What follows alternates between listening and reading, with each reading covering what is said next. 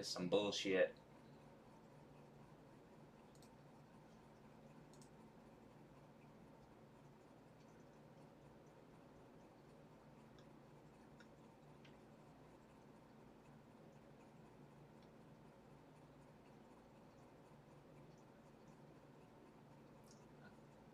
It keeps saying my stream help. It says encoding overloaded. Consider turning down video settings. What the fuck? And now it went away.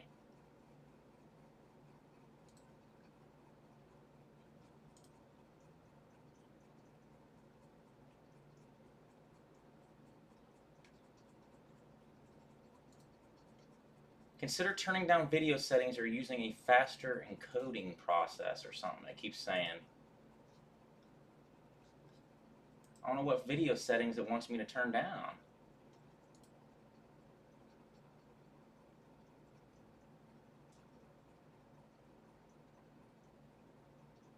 Check your task manager, see what is you. It's not that. On the OBS, it keeps saying encoding overloaded or something like that. I mean, my internet should be fast enough to fucking do this, so I don't know what the fucking problem is.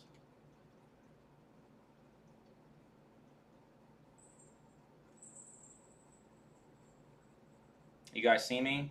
It looks like it's pretty smooth now. It still says the streaming health is fucking yellow, though. I don't know what's up with that.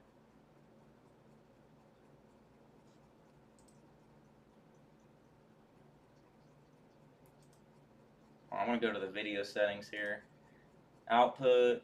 I got my video bitrate pretty fucking low already. I'm moving right now. You guys, hold on, I'm going to move my hands. Coding overload has to do with OBS. You guys see it all right?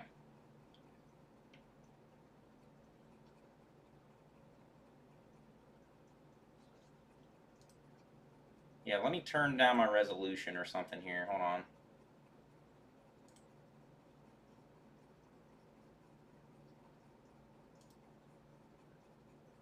Let me do 720p and see how that is.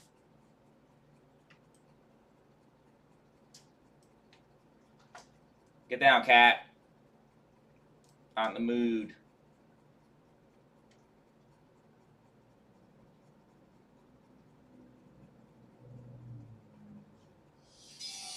Hold on. Ani's calling. Hey. Twice. I was just wondering if you knew where the Ethernet cable was. That big long one? Alright, why didn't you answer? Oh, okay. Well, I'm streaming, so I'm not worried about it right now. No, they were gone. I don't know where they're at. They're gone. Do you see you ordered a 20-foot dildo or something? What's this in this? What's in this box? Is it double-sided? What's it like? Shoots acid out of the tip or something? Yeah. All right, I love you. I'll talk to you later. All right, bye. Yeah, it must have been a resolution thing. I don't know why I can't stream fucking 1080p. Like, what is this? Like 2006 or something? Now she was asking. She's asking if I got these packages in the that were by the door or some bullshit. She keeps ordering stupid shit all the damn time. So, plan is, somebody in the comments like rudely was stating that I never answer fucking questions in my streams anymore, which is nonsense. So I figured I'd just dedicate an entire stream here, at least for a little while, just answering fucking questions and chilling out. I don't think I've ever done a stream like this before, but I tend to, I answer questions pretty much all the time, so I don't know what that motherfucker was talking about in the first place. Come over here, kitty. Show you guys my cat if he ever comes over here. This will just be a super chill stream. Come over here. Come over here. Don't eat my shoes. Why are cats gotta be punk ass bitches, dude?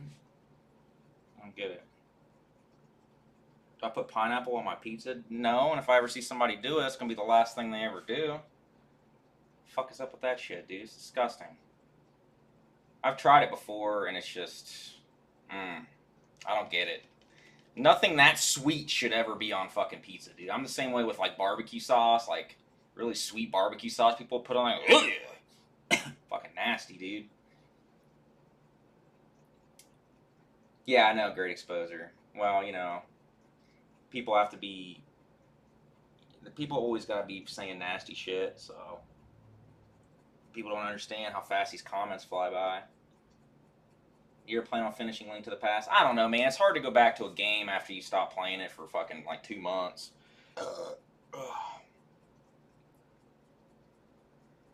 How's it going, Rob? Whatever happened to Jackie Brown fan?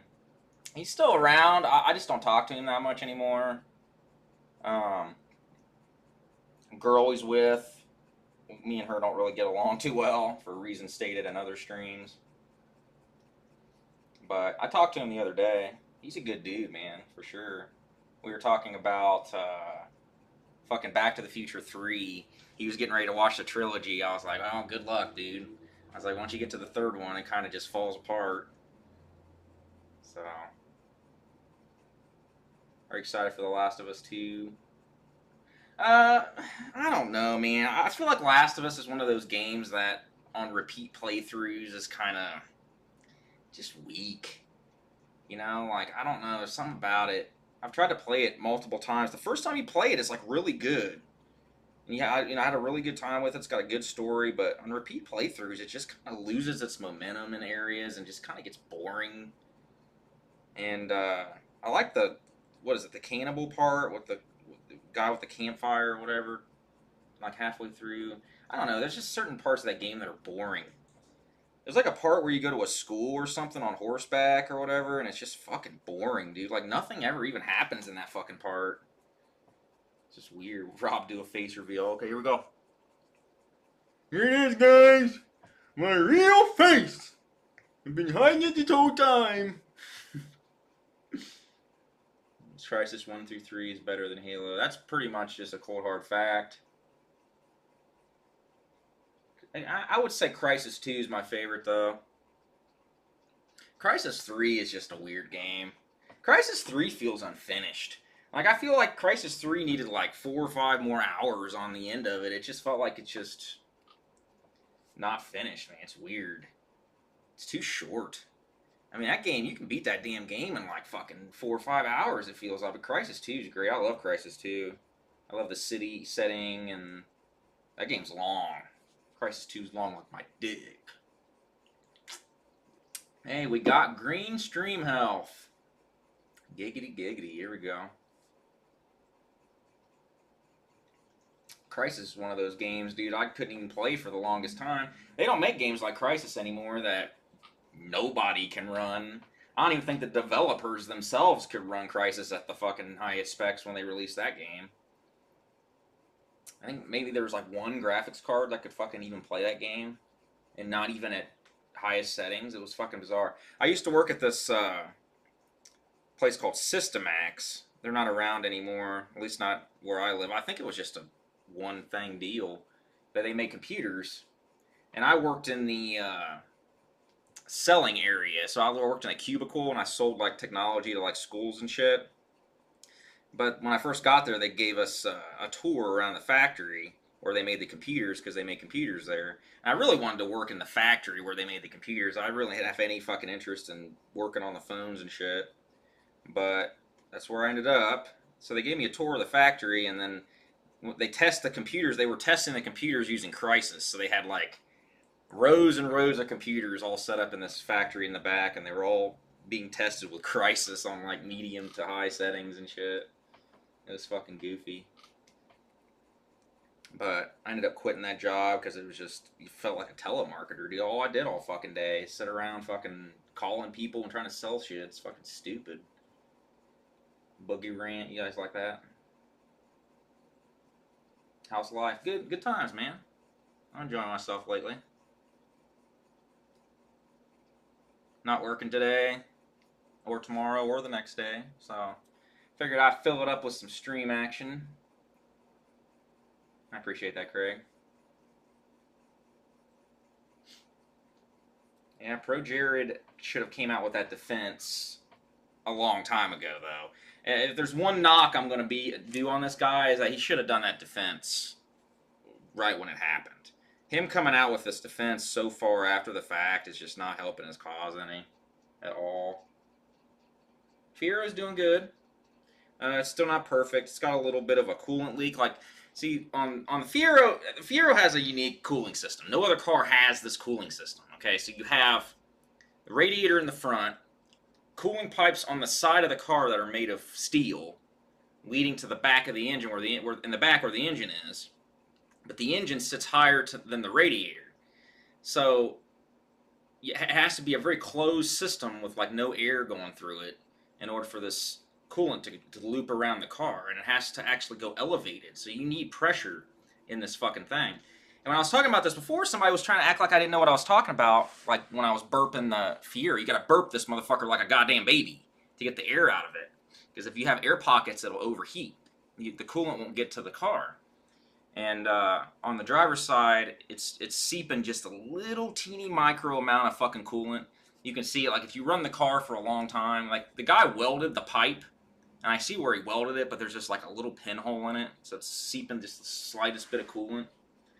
So it's not enough to really worry about. I just add it every now and then. It's not a big deal. Those pipes are expensive, and it's just, I just don't know if I want to buy another pipe for it.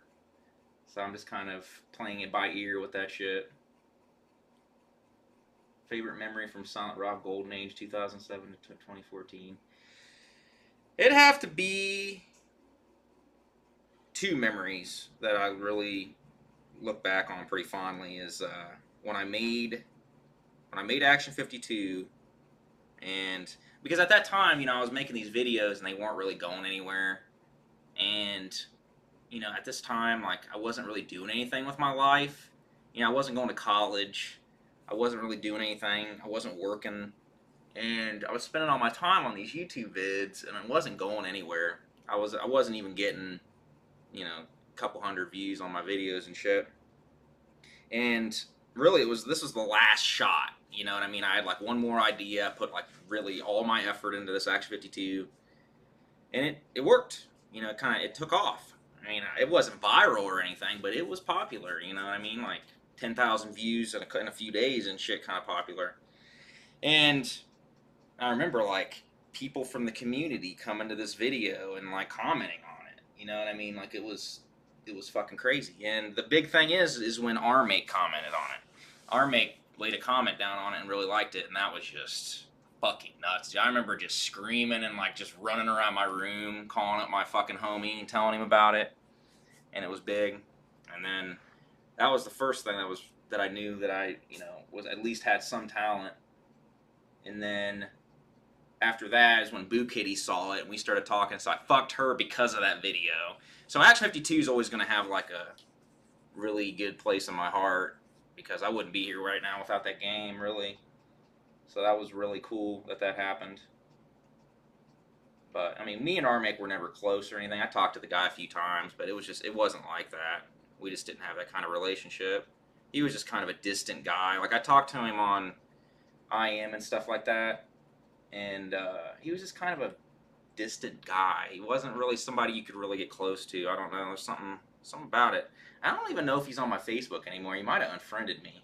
But he was kind of a weird dude. Am I gonna can we see your tattoo? Yeah, you can see my tattoo, dude. There's that shit right there. You flagged because of nudity here. Hell yeah. You guys don't even want to see where the fucking Mega Buster is. I'll give you a hint. It's on my dick. Okay. Yeah, it turned out really good. These blue parts were fucking painful, dude. Like, don't let anybody tell you tattoos don't hurt because they're fucking just trying to act tough and shit. It fucking hurt. These blue parts, because I got all this done in one day. I saw this on a shirt, this design on a shirt. And if you go back to like old GameSack episodes, one of the guys wore that shirt. But we took that design and he made it look better, like on my arm and shit. So But these blue parts hurt, dude. Like this, all this shit was just like, damn. So he, the artist was pretty proud of it. Like when this was done, like it looked like a fucking bloody massacre, dude. It looked like my arm was like on its period. It was crazy. But I'm just glad that I'm not really a one-hit wonder. It's kind of my whole thing. When I made that Action 52 vid, my biggest thing was like becoming a one-hit wonder and just never getting anything else. That was the biggest thing. So when I finally, you know, because everything I made after that, it never really went anywhere. As far as that, I had a fan base now, but it wasn't hitting like that video. But then I had the GameStop rant, which hit arguably even more than the Action 52, and then here lately I've had a lot of hits in videos and shit like that. But yeah, this shirt, dude. My wife got me this. It has this whole rant from Christmas Vacation on it. I wear it year round. James Pond 2. My videos lately, I've purposely made really like divisive and shit. Like, 'cause I just don't give a fuck. You know, I dissing on Shenmue and dissing on. I knew that Genesis Mini fucking video I did was gonna tangle up a few panties, but it had to be said, dude. It's just not that impressive of a thing. Like, I mean, I just, you know, people diss on these micro consoles, and you know, people have been sick of these things for a long time now, and they talk shit about them.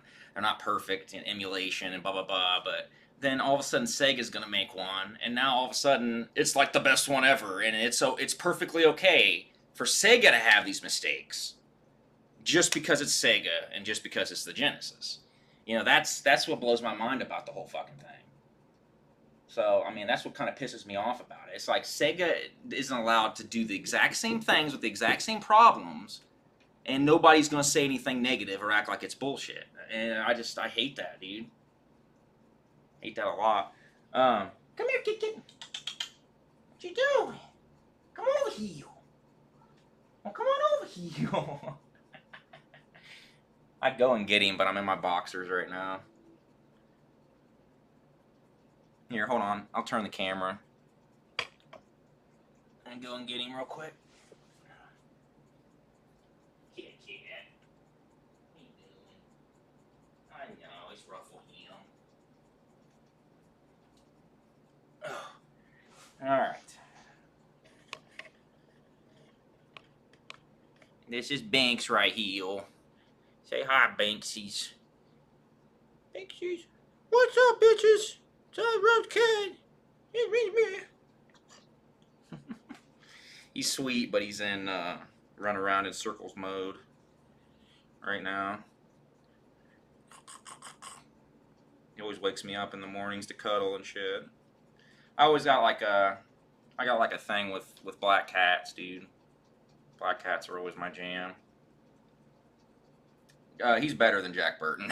I'll just tell you guys straight up, like, this is a better cat than Jack Burton for sure. So, he actually wants attention. Jack Burton never really wanted attention. Yeah, this is Banks. I named him after Hocus Pocus. My wife loves that movie. Isn't that right, buddy? Isn't that right? Yep, black cats, man. They're the jam. Whoa. You gonna sit with me? You gonna sit with me? Why don't you get that purr box going, huh? I'm gonna start that purr box up. You gonna start it up, Bubba? Where's it at? He knows I'm doing something over here. Yeah. Alpha's gone again? Is Alpha gone again? I haven't been keeping up on that fool. Let me go to his page real quick. Do not knock over my camera. My internet's slow today, dude. I'm supposed to be getting 500 megabytes per second. I tested my fucking speed a little while ago and I was getting like 250. So I ain't even getting that.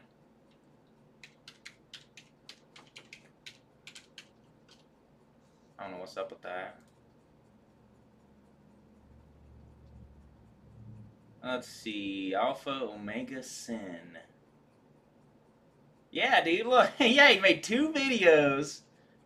He made 2 videos. And he hasn't made another one in 3 months. Dude, I'm going to tell you guys right now what that is.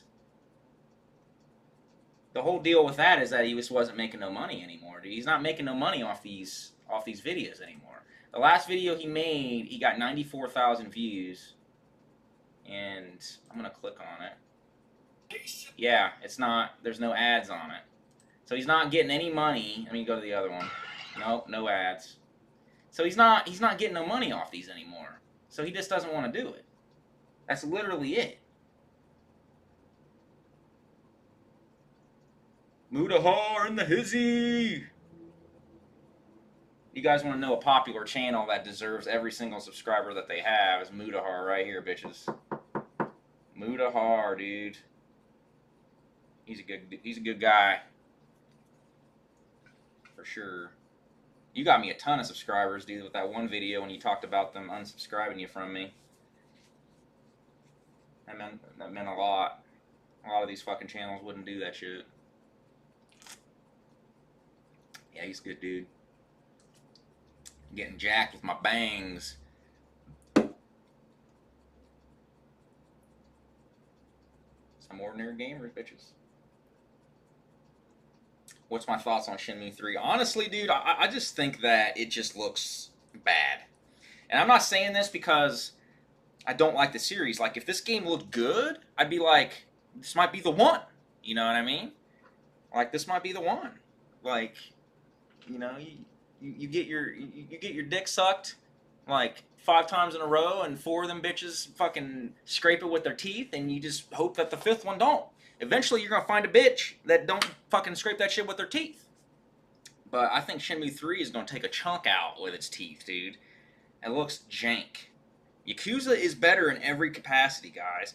Like, I mean, it's just one of those things where it's just like the storyline in these games is just not that interesting for everybody to be like at the edge of their seats for fucking like 15 years waiting for this fucking sequel.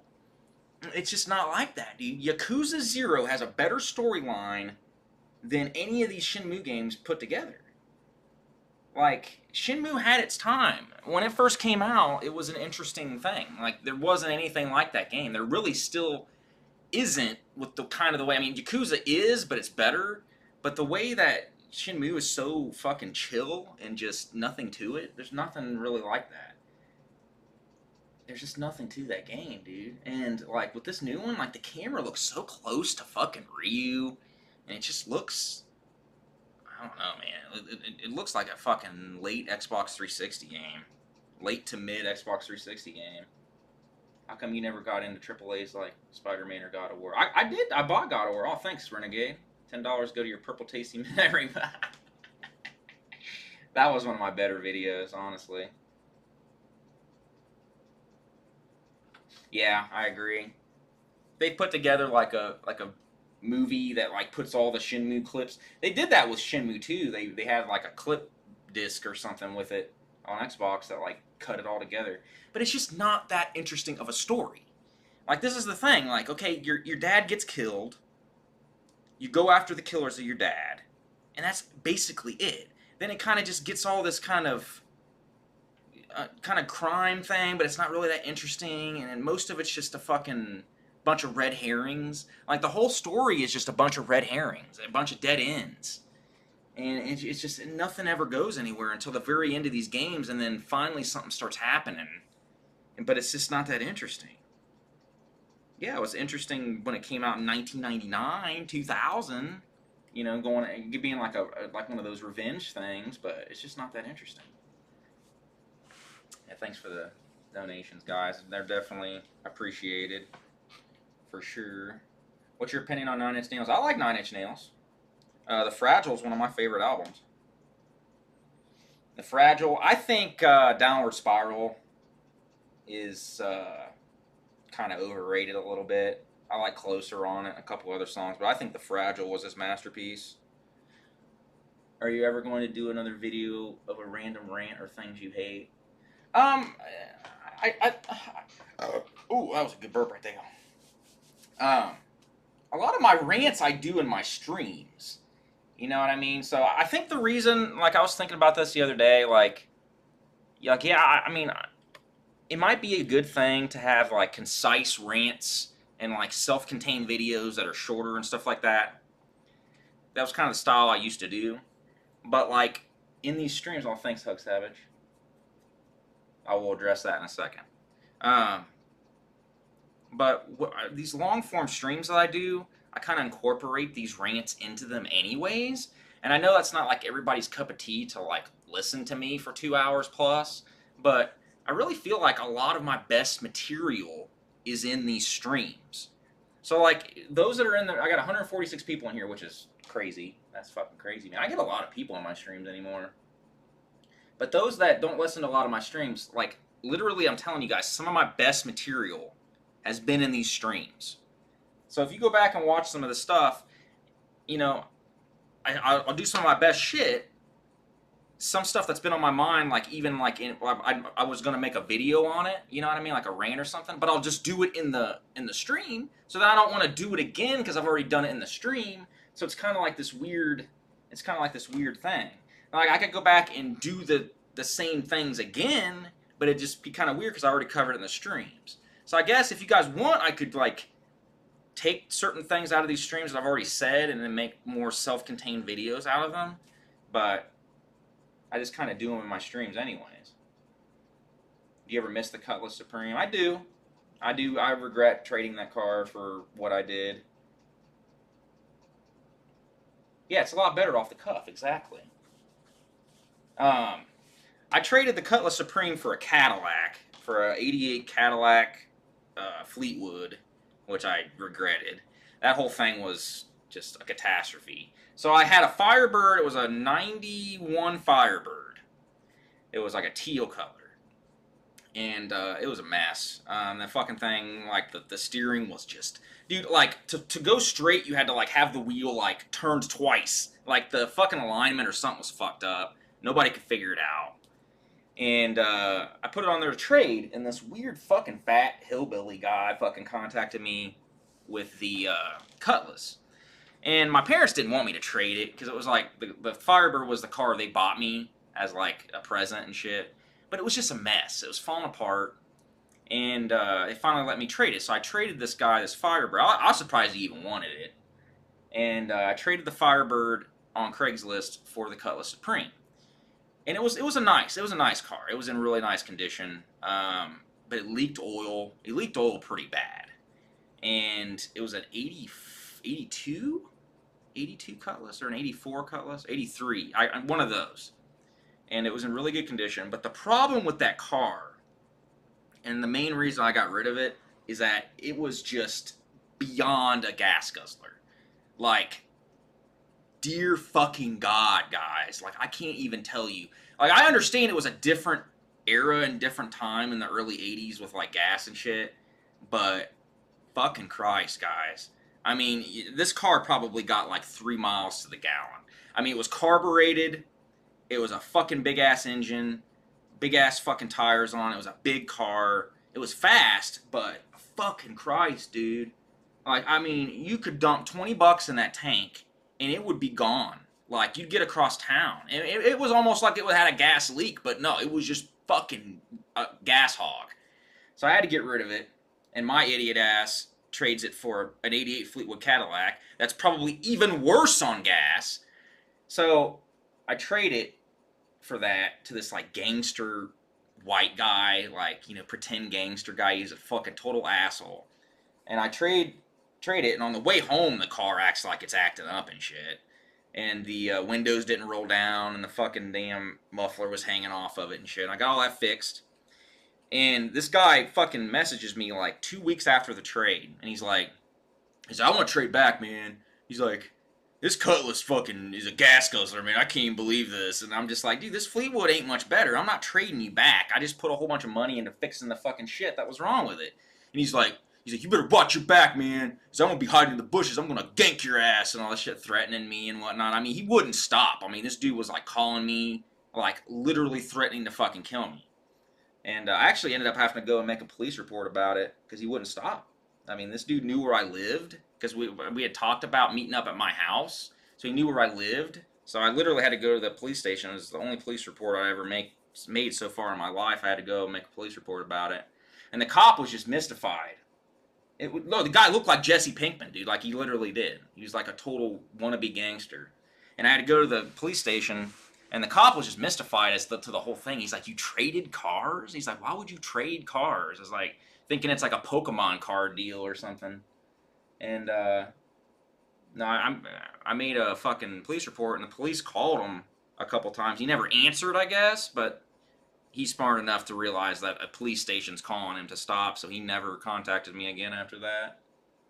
But I probably would have traded him back if he wasn't an asshole about it, because I actually kind of wanted the Cutlass back. But he was a total dick about it, dude. So then I sold the Fleetwood Cadillac, which was a catastrophe, because as I was selling it, I started it up and waited for the guy. The guy got there, and it sprung a fucking coolant leak right there in the driveway as the guy was going to buy it. So I didn't get as much for it. He just went ahead and bought it, but he was all pissed off. And then I bought a 94 Firebird manual after that. And then after that, that was a good car. There's nothing wrong with that car. Firebirds have been good cars for me. And then after that, I got my MR2. MR2 had a wretched fucking oil leak. So then I got my G5 after that. So I've had a lot of cars, bitches. Before that, I had a Honda Accord. That was a piece of shit. And then I had one of my first cars was a Cavalier, like a 91 Cavalier. It fucking smelled like cat anuses. And she must have kept that old woman I bought it from must have kept her fucking cats in it or something. It smelled like fucking cat puke. Buy a horse and carriage.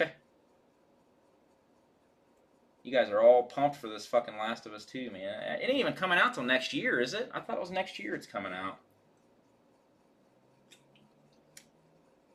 My favorite driving car that I've had was probably my MR2. I had two MR2s.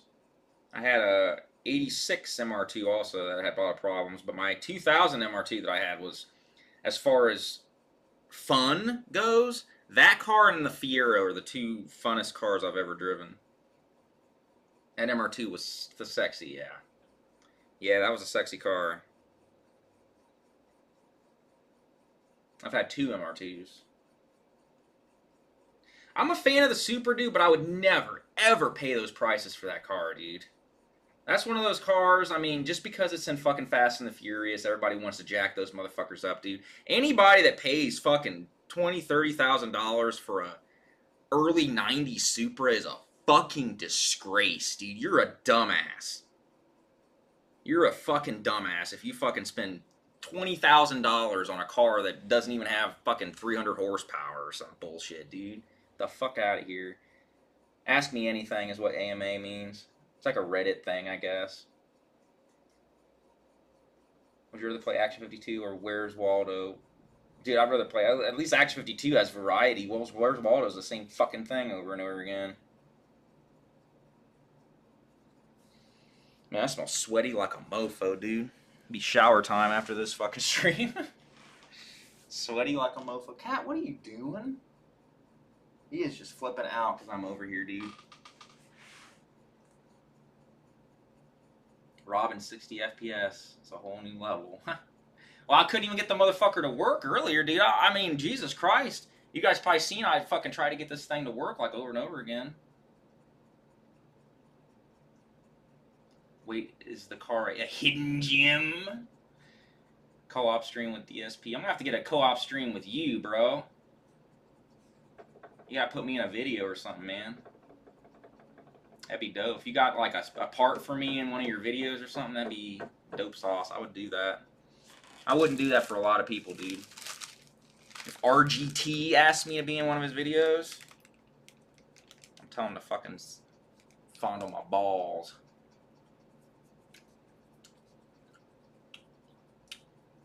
You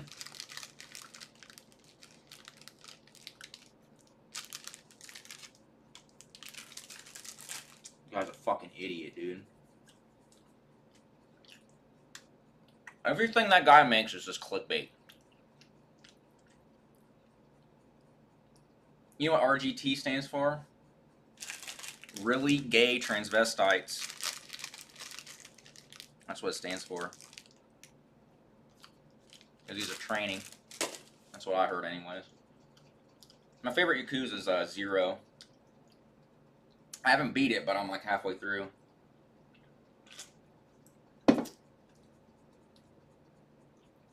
You banter with me and my wife. Yeah, me and my wife, we have good banter. She's great. I mean, I can't ask for much else in a wife. She treats me really good, which is not something I can say with a lot of girls that I've been with. That's for sure. But you guys are kind of seeing me right now. This is how I am. You know what I mean? Like, a lot of people, like, even in my streams, I kind of do like I sort of take the persona, the Silent Rob persona, even in my streams. If you guys want to see how I really am, I'm pretty much like this all the time. I'm way more chill than you guys think I am. I mean, people have no idea about any of my YouTube shit, dude. And when they see it, they're just like, that's you? What the fuck? So, Plain Rob. I always worry you guys wouldn't like Plain Rob, so I don't do a lot of Plain Rob. So, I feel like I gotta always do my persona, I suppose. Yeah, it surprises people, Contra Ken. That's for sure. Played Crusader of Century. I have played that. It's weird, as far as RPGs go on Genesis, like I don't think I've ever actually beaten an RPG on the Genesis. Like, I always associate Genesis with like really fast, quick games like Quackshot, Sonic, Altered Beast, Golden Axe, like just really short games. Thinking about it, I've never sat down and really played an RPG on the Genesis. It always feels weird when I do. Like, as I've tried to play like Phantasy Star and stuff like that, and it's weird. It's weird to play an RPG on the Genesis. I don't know what it is, but I've just always associated that system with like fast-paced arcade games and multiplayer games. I played a lot of Golden Axe with like my little brother and stuff like that. Yeah, Phantasy Star never really did it for me either, Muda. Phantasy Star 4 is an awesome game. It is. What I played of it, it's impressive. But it's just all the rest of the games, dude. Phantasy Star 2 is way too grindy. I mean, that game offers absolutely nothing but grinding. And you might say, like, Dragon Quest is like that a lot, too. But Dragon Quest has a charm to it. You know what I mean? It has, you know, Toriyama, that's his name, right? Akira Toriyama. Character monster designs, and has a good look, and has its own thing. Phantasy Star 2 is literally just grinding. Like, there's nothing else to it. It has a little bit of a story that they kind of try with it, which is kind of interesting, I guess, but it's just so slow, dude. My wife bought me Dragon Quest 11 on Switch, Muda. I feel like that would be the perfect Switch game. So, I have it on PS4, but I have a hard time playing Dragon Quest on anything but a handheld. Because I can't just focus just on Dragon Quest. You see what I'm saying? Like, I have to have TV going on in the background. I'm grinding on my handheld, which is why I loved the DS games. Grinding on my handheld, TV going on in the background, something else I can also listen to. I can't just play a Dragon Quest game on the TV and just focus all my attention on that. I can't do it. So that's why I never really beat that shit. Might buy it on Switch for my wife. It's actually got the entire game in like 16 bits. Like, I haven't played it yet because I bought Link's Awakening. Also, I had a little bit of extra money. I bought Link's Awakening because I had that game when I was a kid. And it's kind of, that game is, I don't know if I would say it's not as good as I remember it being, but it's not as good as I remember it being. You know, you might say, like, I don't know. I feel like there's some rose-tinted glasses with that game, and it's interesting what they did. I like a lot of the concepts in that game, and I like how it kind of incorporates Mario stuff and stuff like that. But I feel like it's a little a bit too much on the easy side. The dungeons are really fucking boring. They're a lot more boring than I remember. I'm like on the 4th dungeon, and not one single dungeon has been at all interesting. And Link's Awakening on the Switch has horrendous frame rate problems. And you might think to, like, you're watching, like, Digital Foundry or something about these frame rate problems. They're bad. Like, they're bad. Real bad. Link's Awakening, you guys remember, it's like a screen by screen. These older games, like Link to the Past and stuff, it's like more of like a transitional. You go screen to screen. There's a little bit of scrolling, but this game is all scrolling. So, like, when you're going through the forest, you remember how the forest was broken up into screens? Well, now it's just seamless. The Switch don't like it, okay? So you can actually feel the Switch, like, chugging to load these new areas as you're getting into these new areas. I was going to stream it and show you guys. I haven't streamed Switch ever.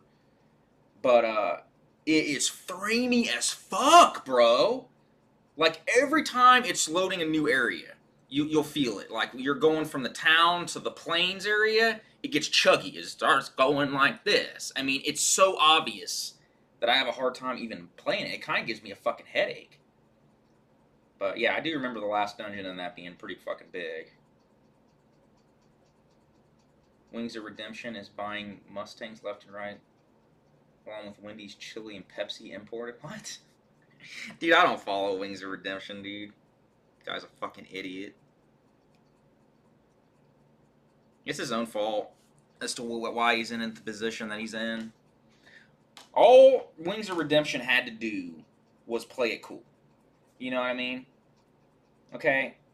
This is something I'll tell you guys straight up. No matter how good you think you are at something, there's a 99% chance, a 99.999% chance that there's somebody out there that's better than you at that thing, okay? And the problem with Wings of Redemption is he met that person that was better than him, okay? Because he was the best in his mind and according to a lot of people. But Wings of Redemption met that person, okay, the yin to his yang, that beat his ass in front of everyone. You know what I mean? Like, it's the same thing as like a tough guy who thinks he's tough and he gets his ass beat in front of all of his friends. That's what happened to Wings of Redemption.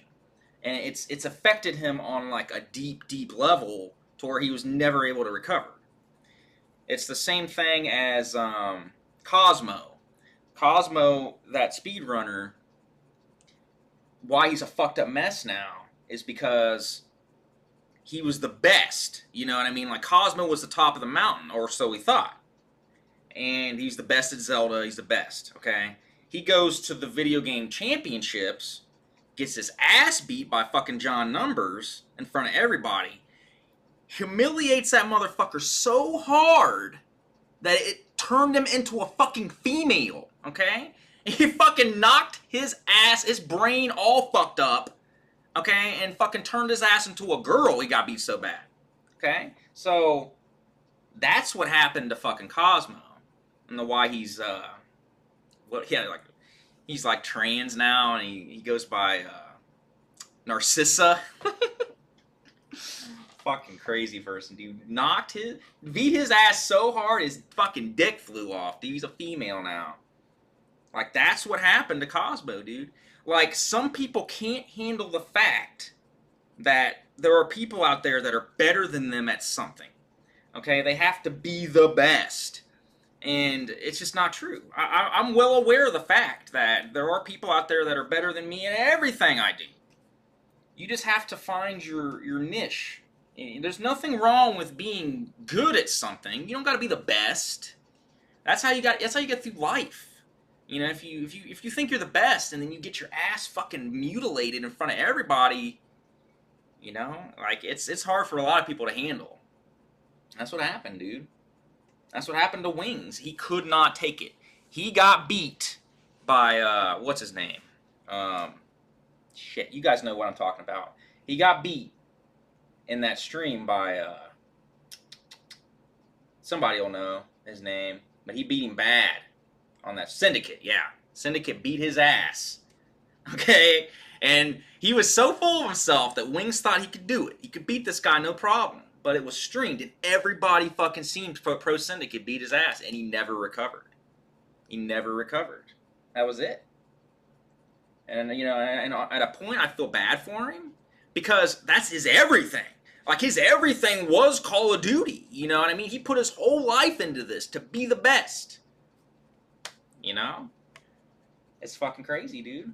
It's like, you know, you're the best. Like, you got the biggest dick, you're fucking laying it down, this girl fucking loves your dick, and she fucking finds somebody else with a bigger dick. There's always someone out there with a bigger dick, dude. You gotta always remember that. Just do your best. That's all you can do. Just do your best, but you're never the best. There's always room for improvement. I'm the best around.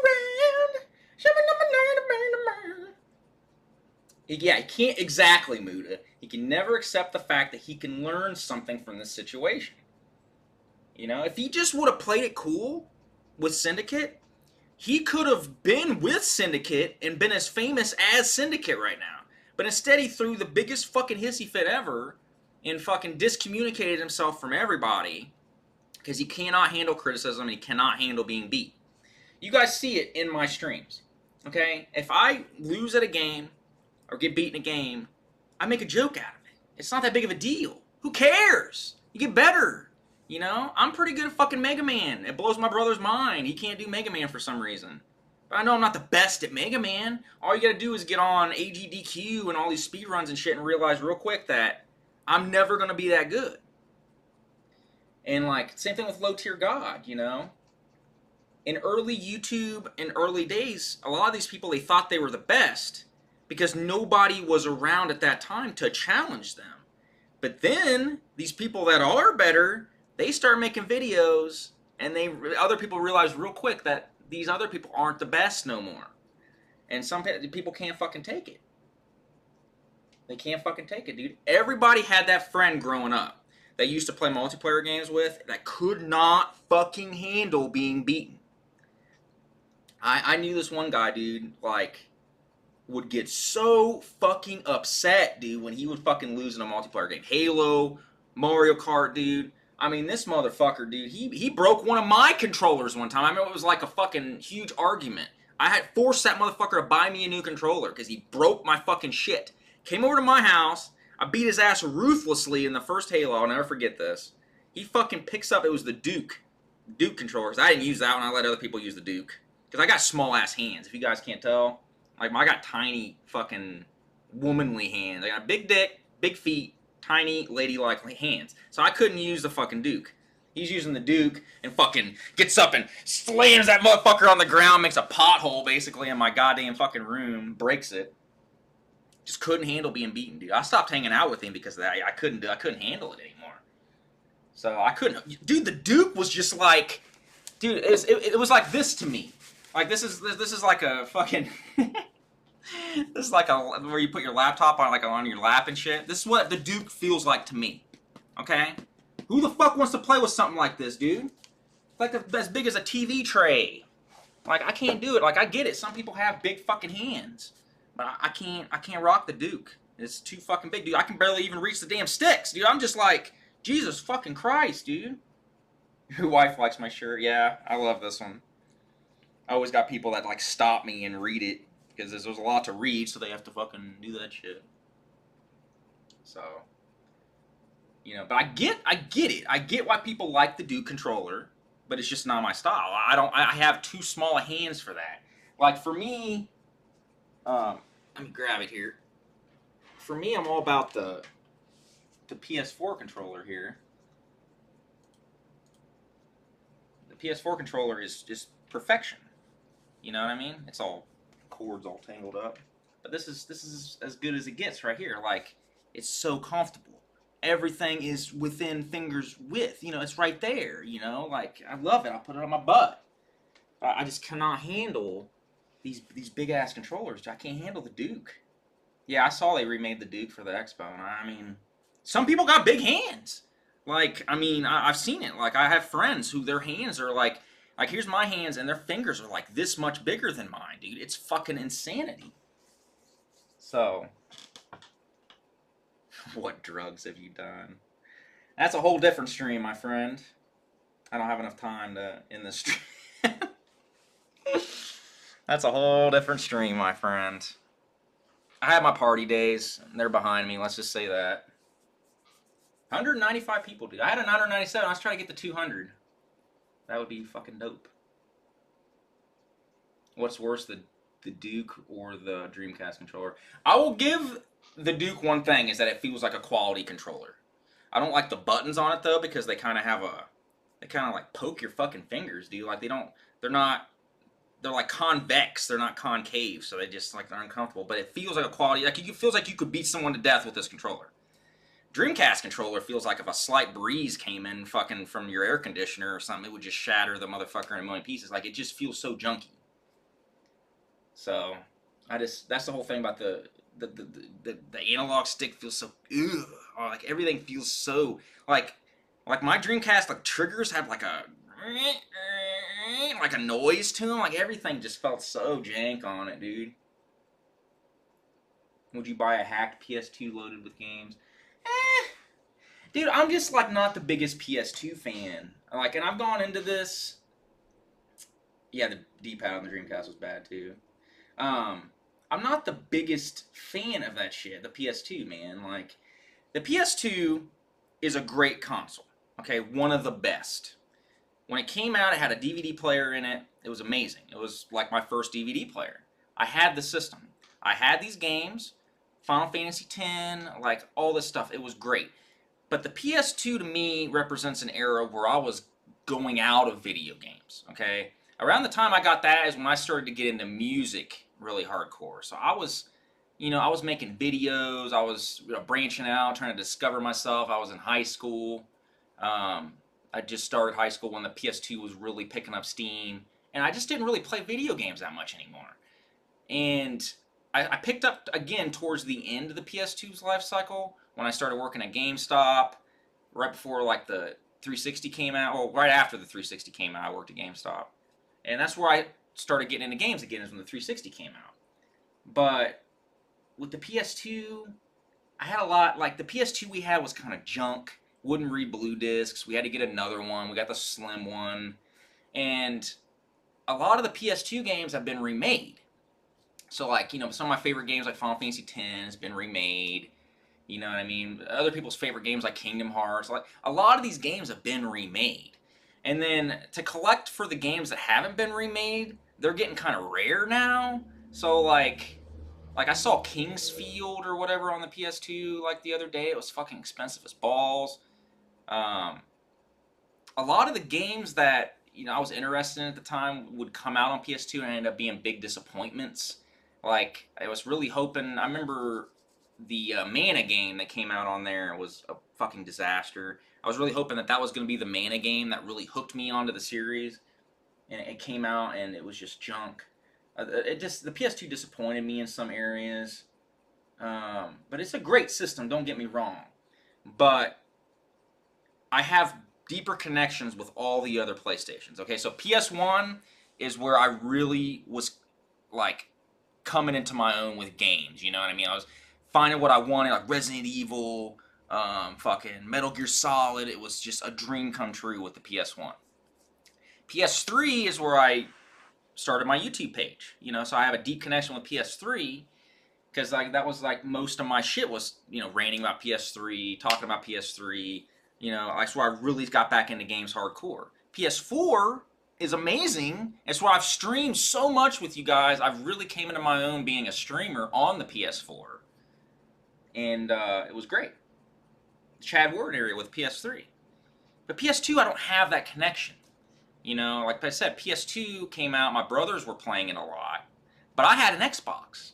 So I played Halo and stuff with my friends. My friends would come over all the time. That was at that point. And when we did play games, we played Halo. We played a lot of the first Halo. I remember playing Halo 2 before it even came out. This guy had like a bootleg copy of it. Playing that. That's some of my biggest memories of that era was on Xbox. Not on PS2. So Original Xbox was a real good time, dude. Oh man, we're not gonna get to 200 people. I want 200 in this room right now. We're going in the opposite direction. We gotta go up. PS1, dude. PS1's where it's at. I got my PS1 games right over here, actually. I got a box of them. Let me grab them. Oh shit, it's a heavy ass box. I got some of my expensive ass RPGs in here. Have I played Limbo or Inside? I beat Limbo. I haven't played Inside. So, this is some of my RPGs and stuff. I got Wild Arms, Shipwreckers. Here's an expensive one, Tales of Destiny. My OG copy of Metal Gear Solid. Like, this is the one, dude.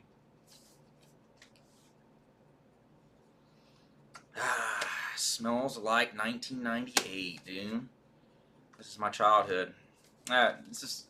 This game, I remember this game the most because my friend at the time was like telling me about it, and he was so psyched he would rent it all the time. And I didn't even, like, I rented it once and played it just enough to where I knew I wanted it, but he used to rent this game all the time. He told me about it.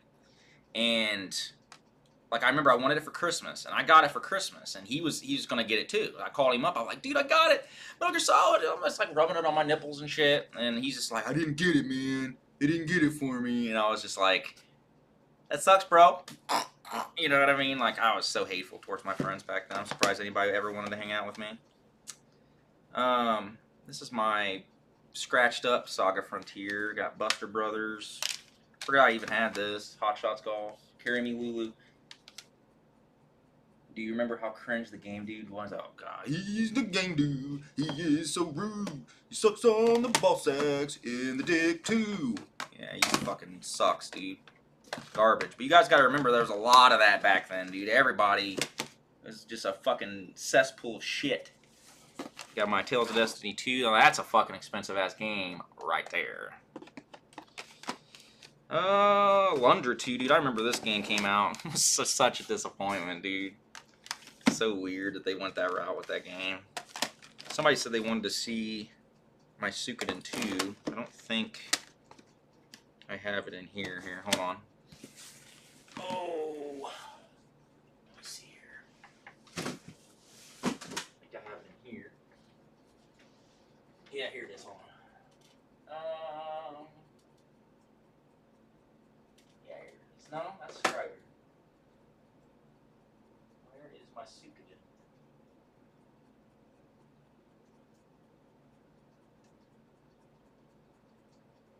Alright, I'm getting worried now.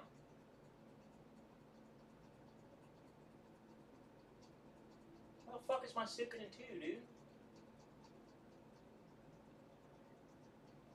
Hold on, guys. I'm getting legit worried here. I can't find my fucking Suikoden 2. Oh, here it is. Woo!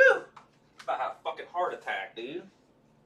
Holy shit. I was like, god damn, dude. I was like, did I lose it in the move? Pristine, bitches. Where's the stuff? Open it. Ooh, ooh, it's hot. That's hot. That's a spicy meatball. Perfect. There is not a single goddamn fingerprint on this whole fucking thing, dude. Suikoden 2 at a game shop for 100. I got it for like 150, but it came with the strategy guide too, which I couldn't even tell you guys where the fuck it even is. Oh shit. There's a lot of expensive games I got, dude. I got like 3 copies of fucking Symphony of the Night, fucking madness. Moving these cords out the way.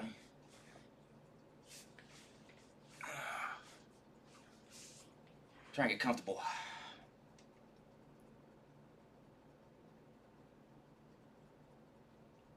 This was, I paid, it was like 120 to 150, I can't remember.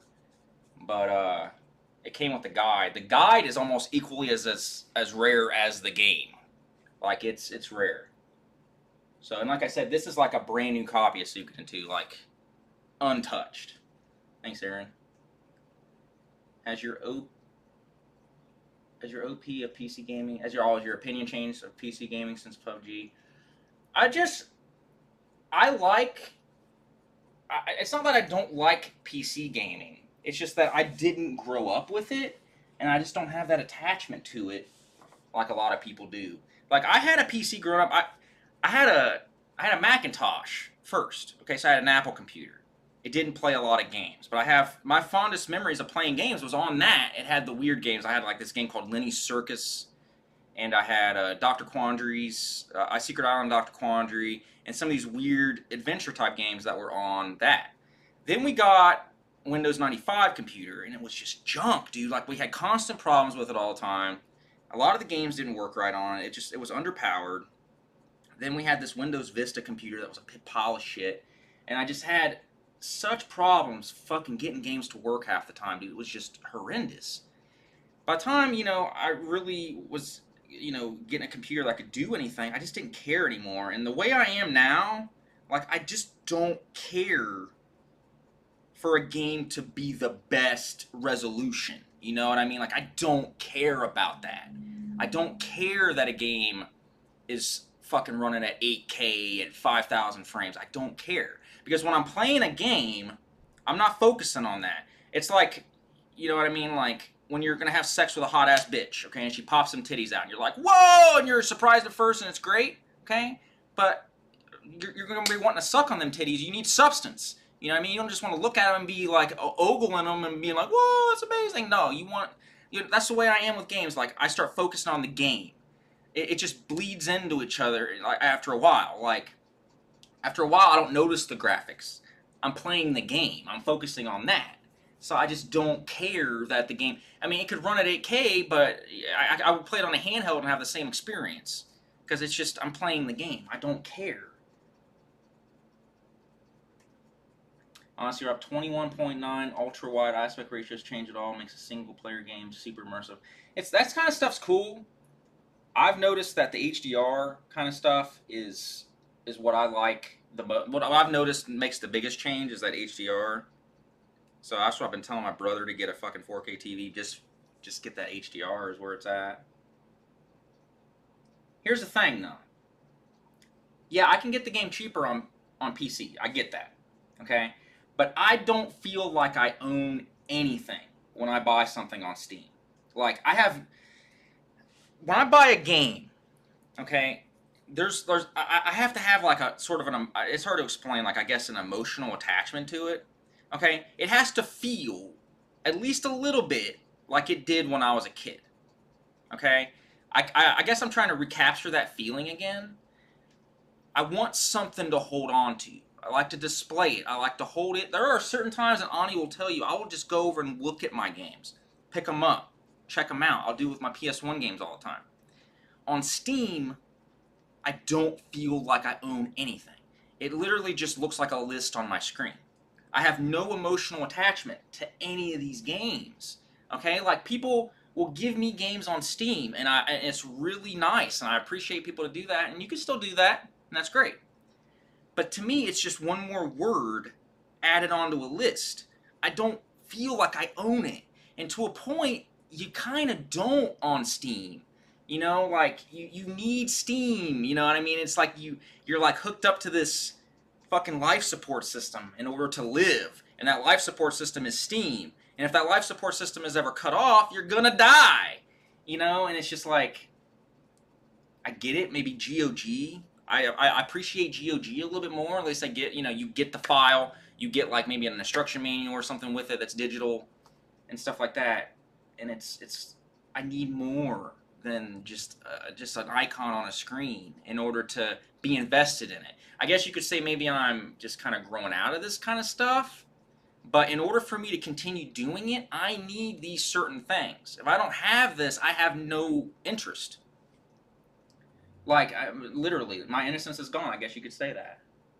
Like, I could buy it, like, literally.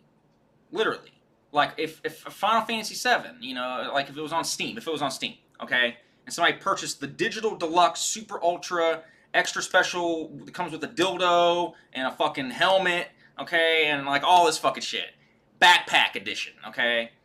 But it's digital. You know what I mean? I don't have it. It's just there. You know what I mean? Like it's just like it's like $100. You pay $100 and you just get an icon on a screen that you just click. Like I just don't have any attachment to that kind of stuff. You know, I need the games to be physical. I need something to buy something. It's already to the point where you're not getting an instruction manual with this shit. You know, you're already not getting this. I mean, if there's one thing that's cool about the Switch that I do like about the Switch, because I have gotten a Switch again. I think I mentioned that. I mentioned that in my stream yesterday too. But one thing that's good with the Switch is that you do actually feel like you're getting something. A lot of times with these games, especially the indie type games, you get an instruction manual. You get a cartridge, you know, and you know that the cartridge costs probably more to make than any of these fucking discs, especially like PS4 games. You feel like you're getting something with the Switch. I think that's the one thing, if I was to give one kudo thing to the Switch, is that it really feels like you're actually getting your money's worth a lot of times with these games. Like I got this game called Tiny Barbarian, okay? Came with a keychain. It came with an instruction manual. Looks like a NES instruction manual. Could get the cartridge, you get the case. It feels like you're getting something, okay? When you're buying just a game, it feels like I might as well just be streaming it. You know, I might as well just be streaming it and not even own anything. The new battery life on the new Switch is epic. One more person, guys. Can we get the 200? Give me that 200. Get it to me. Give it to me. 199 people. I know, Kitty. Won't you get on your computer and log on and get this up to 200? Come on, I want one more person. Give it to me. We got 203? Oh, 202. Yeah, bitches! Fuck yeah. 202. That's amazing. Man, that's really surprising that I got this many people just hearing me talk. That's really cool. I thought you guys would be bored by regular style Rob. That's awesome. Am I still friends with Razor Fist? I don't really talk to him, no. No, I haven't talked to him in a long time.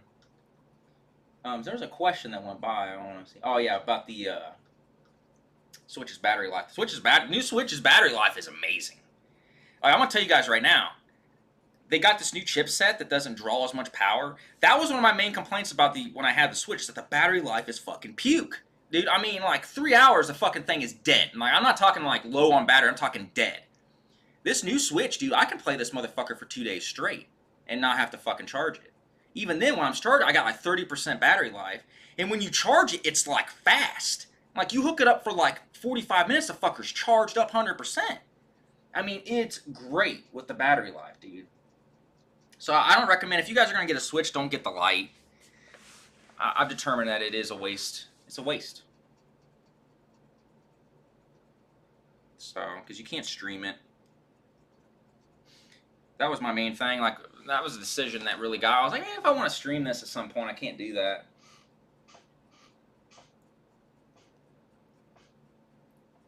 There's nothing. I'm not saying there's nothing wrong with the Switch Lite, but you guys got to think. Let me tell you guys something about the Switch Lite. Okay, let's think about this for a minute.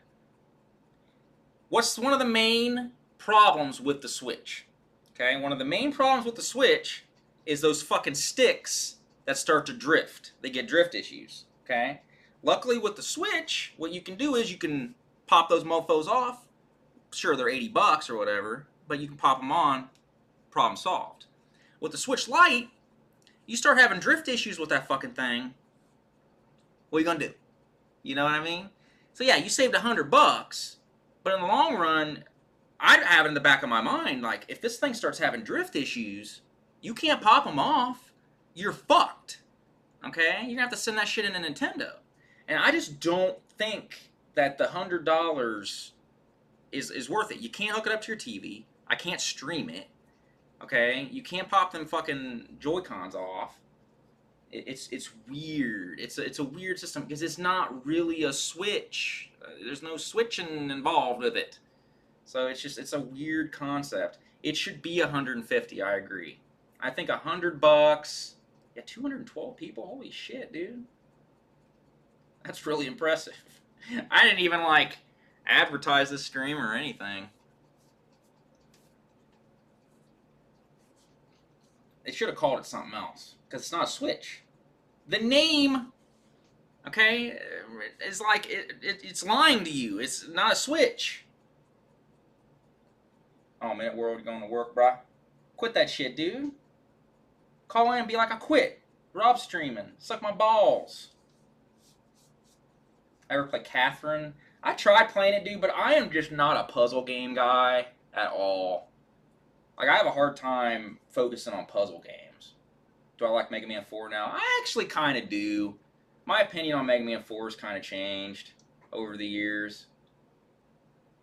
Mega Man 4 is like that. It's like the black sheep. You know what I mean? It tried to go a little darker with its, graphic style. It tried to do different. I think the main thing that really gets me with Mega Man 4 is the music quality.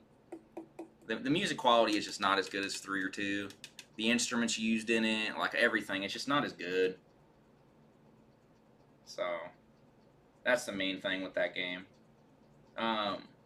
What's your favorite Star Wars game? I like the NES Star Wars. Just because I have a lot of nostalgia for it. No, I never finished Persona 5. Yeah, Mega Man 4. Poster back here. It's not a poster, it's like a cloth thing. What are you doing, buddy? You getting your purr box going?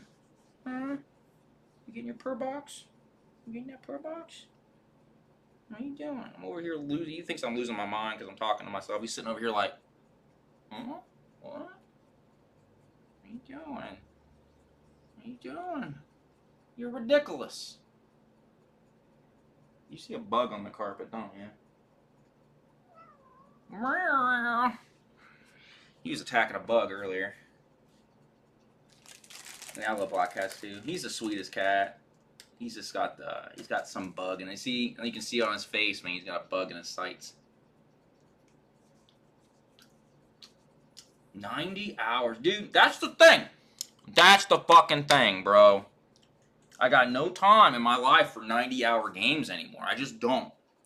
I just don't. I've tried. Like, I like long games. I do. But I'm married. Okay? I gotta spend time with my wife. We gotta do things together. I can't just sit there and play a 90-hour game. Okay? Those that are married in this room right now, you guys know what I'm talking about. A wife is only gonna take so much of that shit.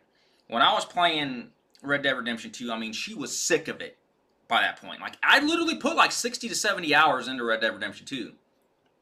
And she was over it. Okay? Like, she was pissed. I would turn that motherfucker on. She's like, oh, here we go. You're going to be fucking on that shit for 4 or 5 hours. And that's the last game that I really put that much time into. Because, I mean, she just gets pissed off. I mean, you can't do that when you're married, dude. You know, very rarely. That's why that's one of the reasons why I'm playing Switch now, because she's able to do something on the TV. I'm able to play a game at the same time. You know, or we're able to do something, or she's able to watch something. I can't just take up the TV for 80 hours and expect to stay married. I just can't.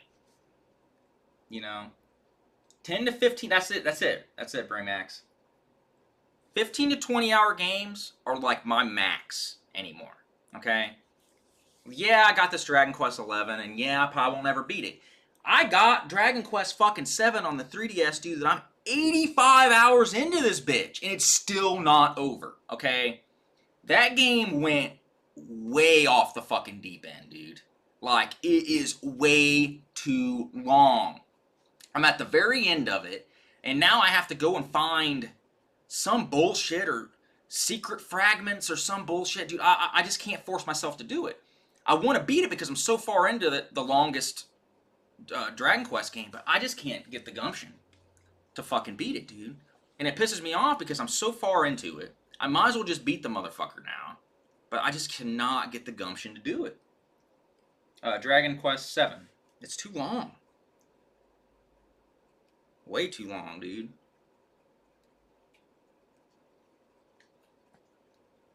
Buddy, get away from there. Man, you just fucking home in on those bugs, don't you? Crazy cat. You didn't beat Dragon Quest 7 until you turned 30 and bought my copy when I was 14. Yeah, you probably played it every day up until you were 32. That's how long that fucking thing is, dude. What were you doing on 9/11, dude? I was at school during 9/11. I'll never forget that. I walked into the classroom and the TV was set up, and I thought we were gonna have like a movie day. You know when you guys were in school, especially in elementary school, you would you'd walk in and you'd see that TV cart. You know what I mean? And it was like I saw like the side of the TV cart, and I was like, oh, movie time. You know what I mean? We ain't gotta do shit. I think I had forgotten my homework or something too, so I was pretty happy that if we were gonna like do something other than that paper, because I didn't have it anyways. So I seen the movie cart, and I sat down, and the teacher is watching the fucking news, and I'm just like, what is going on? And she's like, we've been attacked. And I was like, what are you talking about? And then all of a sudden, before she could even finish explaining, it pops up on the fucking TV, the Twin Towers, and it was just like, what the fuck, dude? And I think at that point is like right after the second tower was hit or something like that. So it was crazy. So we basically in every class just spent the entire day watching the news. And I remember my mom wanted to come get me from school or something, but she didn't end up doing it. And it's crazy, dude. It's crazy watching movies and stuff now that like took place beforehand or like right beforehand, and you just know in the back of your mind. I always think, especially if it takes place in New York, I'm always like, man, it's like one more year, dude, and shit's gonna fucking get crazy. It changed the world. I mean, it changed not the world, but I mean, in a way, I guess, but it changed our country.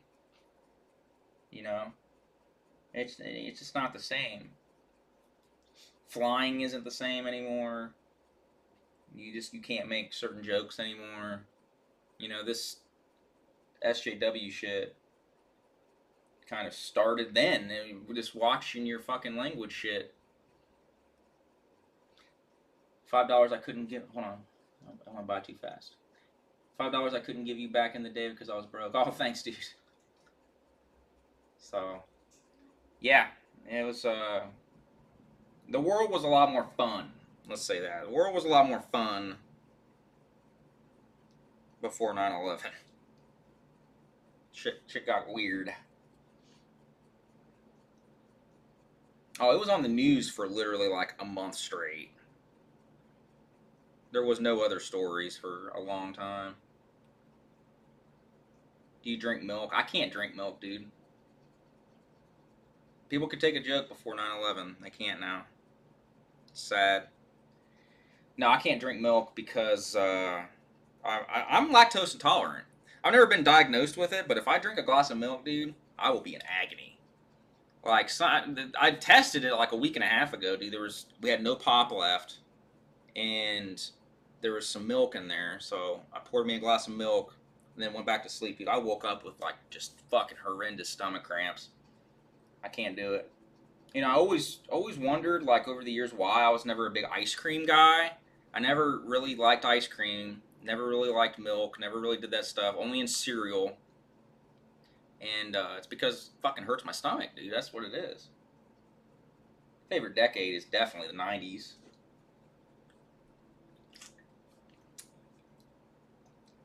Soda pop. I woke up to go get me a cold pop.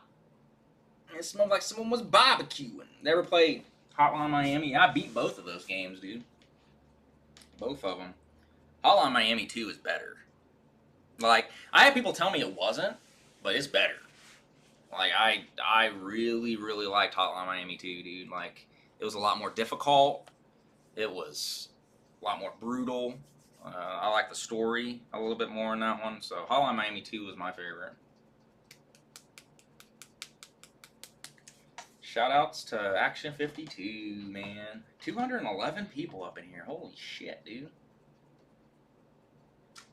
Hotline Miami 1 is more simple. I can understand why people would like it more, but I liked the challenge of 2.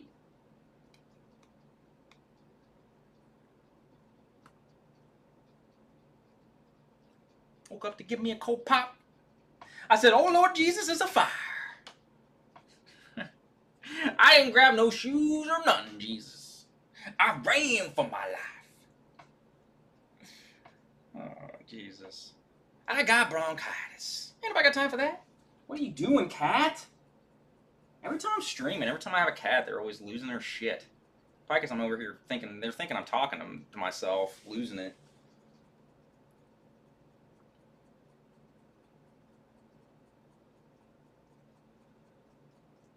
You can tell us anything about, can you tell us anything about Bootsy? Nah, I don't know anything about that shit, dude.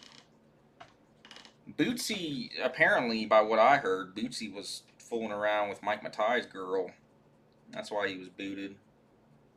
And apparently, too, I also heard that people were starting to get more interested in Bootsy's Let's Plays and stuff like that than Mike Matai, so Mike Matai started to get jealous and broke that mofo off. Just sad, dude. Bootsy was fucking better than Mike Matai. I can't stand Mike Matai, dude. It's not even like a jump on the bandwagon thing. I hate that motherfucker, dude. I hate like, you guys know how it is. Like, oh, when you meet someone that just them opening their mouths is like the worst. Like, I cannot handle Mike Matai, dude. He's lame. He's fucking lame.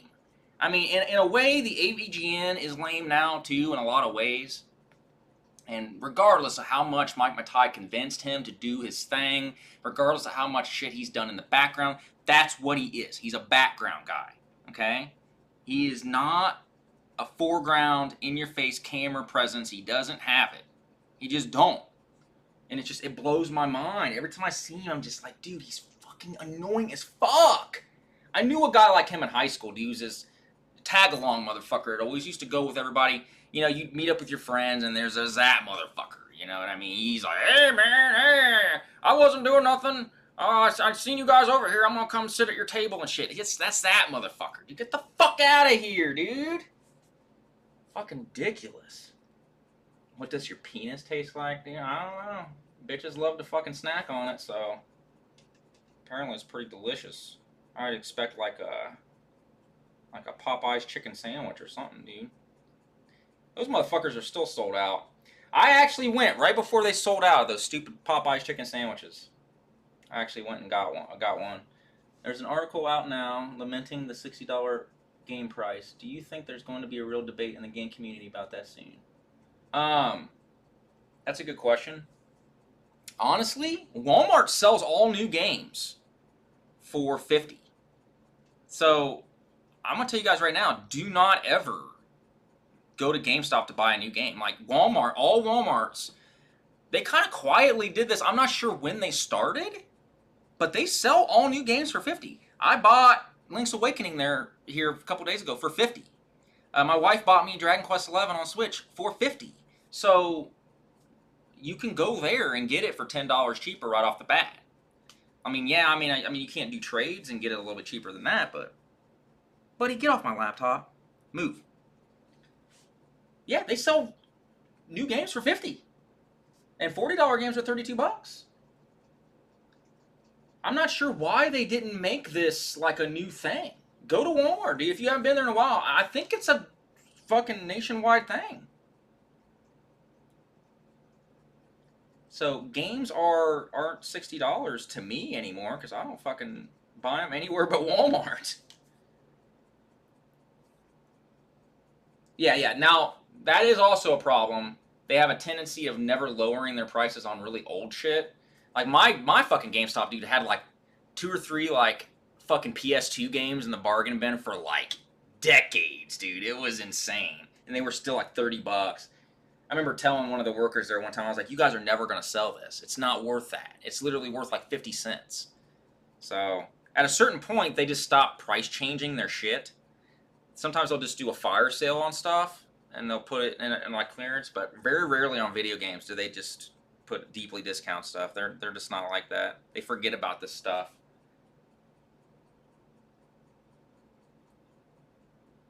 I very rarely pay $60 for a game, full stop. Buddy, get out of here. Their game controllers are cheap. Yeah, you can get stuff for cheaper. I went to Target the other day, and Target had those D-pad Joy-Cons, the Legend of Zelda ones. for half off. It was 50% off, so I got it for $10 instead of 20. I couldn't believe it. I almost bought 2 of them. Just to have 2 of them. Here in Soviet Canada, all new games are $79.99. That's crazy, dude. Yeah, but what's you guys' minimum wage there, though? I mean, I think everything's more expensive in Canada, right? I mean, what's your minimum wage? Is your minimum wage like $15 or something? $15, $16? Get off my laptop. Get! You're acting dumb. Man. Target is expensive, but you can get deals. Minimum is 14, yeah, see? I mean, that's like almost double our fucking minimum wage here in a lot of places, dude. Minimum wage here in certain states is like $7. 7 something.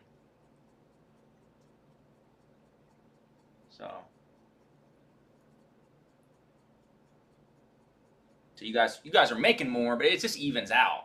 It always used to confuse me as a kid. I would see like the Canadian price was always a lot more. I'd be like, man, they're getting screwed. What are you doing, dude? Get out of here. There's no bugs over here. He's being ridiculous. He's over here sitting on my damn laptop. He's gonna take a piss on my damn laptop or something. He's over here like he's seeing a bug, but there's no bugs, dude. I think he dropped some acid or something. He's flipping out. That's the problem for the longest time. $59.99 for a game is too much. It is. But at the same time, gotta head off now, dude. Great stream as always. Good listening to you talk for ages. Kitty does what Kitty. Yeah, thanks, bro. Appreciate it, man. But at the same time, you guys gotta remember that games were even more expensive back then. Okay? Those that had an N64, like, were probably too young to really realize how much those games were. Okay? They were expensive. Like, fucking Star Fox with the Rumble Pack was like $80. Like, $70, $80. And that was in 90s money. So that was like in 1998 money. So, like, that stuff was more expensive back then. It was. But you guys don't realize it because you weren't buying N64 games back then because you were too young. You were getting the shit for Christmas and whatnot, which I look back on it now and I really appreciate my grandpa would buy me those N64 games. But they were painfully expensive. It's the reason why the N64 couldn't really gain no headway in the console race, man. Fucking, yeah, it's $127 fucking dollars. Exchange rate now. Inflation rate. I mean, it's crazy, dude. Yeah, fucking Final Fantasy VI on this Final Fantasy 3 when it came out on the Super Nintendo was the same deal. It was like $60, $70 in 1994 money. So these games were expensive as balls back then too. Even more so. But you guys don't really realize it because you were too young. Some of y'all weren't even born. So it's craziness. DK64 was fucking expensive, dude. I got that game for my fucking birthday. Looking back on that, man, I wish I could go back in time and really thank my grandpa for that shit, dude. You don't realize as a kid, you're given a gift. You don't realize how much it costs. You don't put 2 and 2 together that your grandpa is retired and doesn't have that much money, and you'd ask him for something and he'd always get it for you. And just looking back on it, you just realize,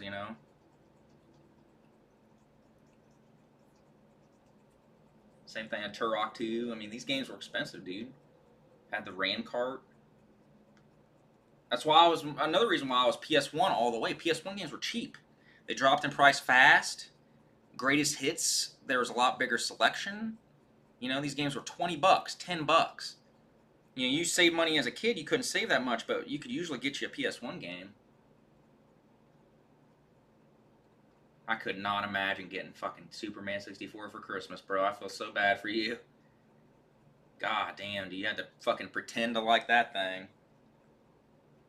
There's a couple times I got games and had to pretend to like them just to not make my parents feel bad. I remember vividly, here's a story. I made a Christmas list one year, and I asked for San Francisco Rush. To this day, the Rush series is my favorite racing game. I love Rush. Regardless of how much it's aged, I love Rush. And I loved the first Rush. I had the second Rush game, and I wanted the first one. And I put on my Christmas list, this was like as an extra present, that I wanted San Francisco Rush. And I put that I wanted the N64 version. And I made sure to circle it, arrows, okay, N64 version, because the PS1 version of San Francisco Rush is fucking horrendous, dude. Like, oh my god, it's bad. And I remember this. I'll never fucking forget this, dude. I'll never forget this. Even my brothers remember this. We were in the car, and we were talking about our Christmas list. You know how you were with your brothers, and you're excited about Christmas like a month away. Like, man, I'm getting this game, and I'm just like, man, I'm getting Rush. And my brother's like, it's like, yeah, but he's like, screw that PS1 version. That game's fucking bullcrap. And I was like, yeah. I'm like, I'm getting the N64 version because PS1 version sucks. And I remember vividly, I'll never forget this, my mom and my dad both looking at each other. Like, they turned to each other in the car and looked at each other. And they fucking turned back around, and my mom turned over to me and was just like, well, what's wrong with the PS1 version? And it hit me right there that they got me the fucking PS1 version, dude. And I was just like, I felt bad, but at the same time I put on the list that I wanted the N64 when I know I did. So I looked at her, I'm like, nothing, Mom. I love the PS1 version of Rush. You know what I mean?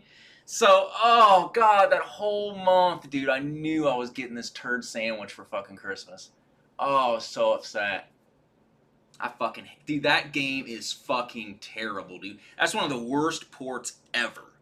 It's got insanely long load times. It don't play well at all. And, like, it just looks like shit. I'll never forget that. My parents remember that, too. My parents, even, I talked to them about that the other day. They're like, yeah, we knew that we fucked up. We got you the wrong one. I mean, I guess, in hindsight, they really could have taken it back. But that game was old at that point, so they might not even been able to find the N64 version of Rush. N64 games, once they got older, started to become a little bit harder to find than PS1 stuff. Because it was just more shelf room for these games to take up space. Their kiosks were usually smaller. Only Caleb, rank all the Batman movies in the Arkham games. Well, see, the Arkham games, dude, I'll be honest with you, I've never actually beat any of the Arkham games. I played to the very end of Asylum and never beat it. Batman movies, I'll rank those right now. I mean, Dark Knight is the best. Period. I mean, I don't really know how anybody could really say otherwise. I mean, I get some people argue Batman Begins, but no, I would say Dark Knight. Then I would say the first Batman with Michael Keaton. Then I would say Dark Knight Returns. Then I would say Batman Begins. And then I would say Batman Returns. And then Batman Forever. Probably. And then fucking 400 feet down, subterranean level, fucking in the fucking sewage system, Batman and Robin.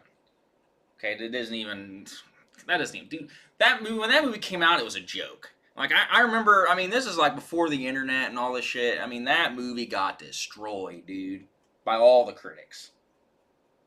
Fucking, that fucking movie is a complete wet turd, dude. I used to watch that movie just to fucking laugh at it. It was hilarious. Too funny, dude. Batman and fucking Robin. And I mean, it was interesting too before it came out because you knew Arnold Schwarzenegger was going to be. I loved Arnold Schwarzenegger. Okay, I probably would have had that man's fucking baby back then. I was the biggest fan of him. It was just a disaster, dude. The movie was just a disaster. Yeah, it's ironically amazing. You don't realize watching that movie. You watch that movie, and it's got so much gay overtones in it. And you don't realize that it's like Schumacher is like gay in real life. So, I just imagine him like, you know, shooting these bat nipple scenes and how awkward that had to fucking be for everybody on that goddamn set, dude. It had, you know, that movie's got a lot of gay overtone shit in it. Same thing with like Nightmare on Elm Street 2. A lot of that stuff. Phantasm movie. I'll rate my Phantasms right now, bitches. Phantasm 2. Phantasm 2, in my opinion, is the best, like, by a large margin. Like, I like Phantasm 1 a lot, okay? And that's the one that I watched the most when I was a kid. But on a pure entertainment factor, okay? Like, just enjoyability factor, Phantasm 2 stomps it, okay? It's like, Phantasm 2 is like the Evil Dead 2 to Evil Dead 1 of, like, action horror awesomeness, okay? I love Phantasm 2. Phantasm 2 is one of my favorite movies of all time. It's one of my top 5 favorite sequels of all time. If you haven't seen Phantasm 2, watch Phantasm 2. So I would go Phantasm 2, Phantasm 1, Phantasm 3, Phantasm 4, and then off in a whole different country, way far away, Phantasm 5. The fuck that was about, dude. What a fucking disaster. That movie was garbage, dude. How dare they? They get one more chance to get Angus Scrimm and Reggie Bannister and all these people together for one final movie, dude. They make the biggest disgrace of a fucking YouTube video quality movie I've ever seen. What's up, Goose? Got 200 people in here, bro, listening to me ramble. I like that hardcore ramble action. Puppet Master. Puppet Master, I haven't seen all of them. So the only Puppet, I've seen 1 through 5. So as far as Puppet Master goes, I would say Puppet Master 2 is the best, then 3, then 1, and then 5, and then, no, and then 4, and then 5. Which is pretty much, I think, everybody's rankings. Hellraiser, I would say, see, I've only seen 3 Hellraiser. No, that's not true. I've seen Bloodlines. It was a pile of shit. Hellraiser 2 is the best Hellraiser, in my opinion. Then Hellraiser 1. I only seen bits and pieces of Hellraiser 3, but it was goofy enough to be enjoyable. And then Bloodlines. Dude, a lot of these Hellraiser movies aren't even really Hellraiser movies. I like Hellraiser. If I was to say a series that completely dropped the ball more than any other horror franchise, it is Hellraiser. Like, you had such a good foundation to build an awesome franchise on, and they completely ruined it with these sequels, dude. Like, 1 and 2 are like, Hellraiser 1 and 2 are like one movie. So if I'm going to watch Hellraiser 1, I'm going to watch Hellraiser 2. They're like one movie. And then the rest of the sequels are just varying degrees of garbage. Oh, man, I didn't even see most of the sequels, dude. Rambo, I would say... Dude, I don't remember the early Rambo movies. I have to go and remind myself before I rank those. Critters, I've never seen. I've never seen Critters. Believe it or not, I've never seen Critters. Critters always seem like generic brand Gremlins to me. Okay? The Costco Gremlins. So I never watched it. I think they got like a Critters box set now. Maybe I'll get and watch it. It's worth it. Critters 3. I've heard people say Critters 3 is so bad it's good for sure. Costco Gremlins, dude. That's what I always seen it as. You would see it because as a kid, you don't know anything but the cover art.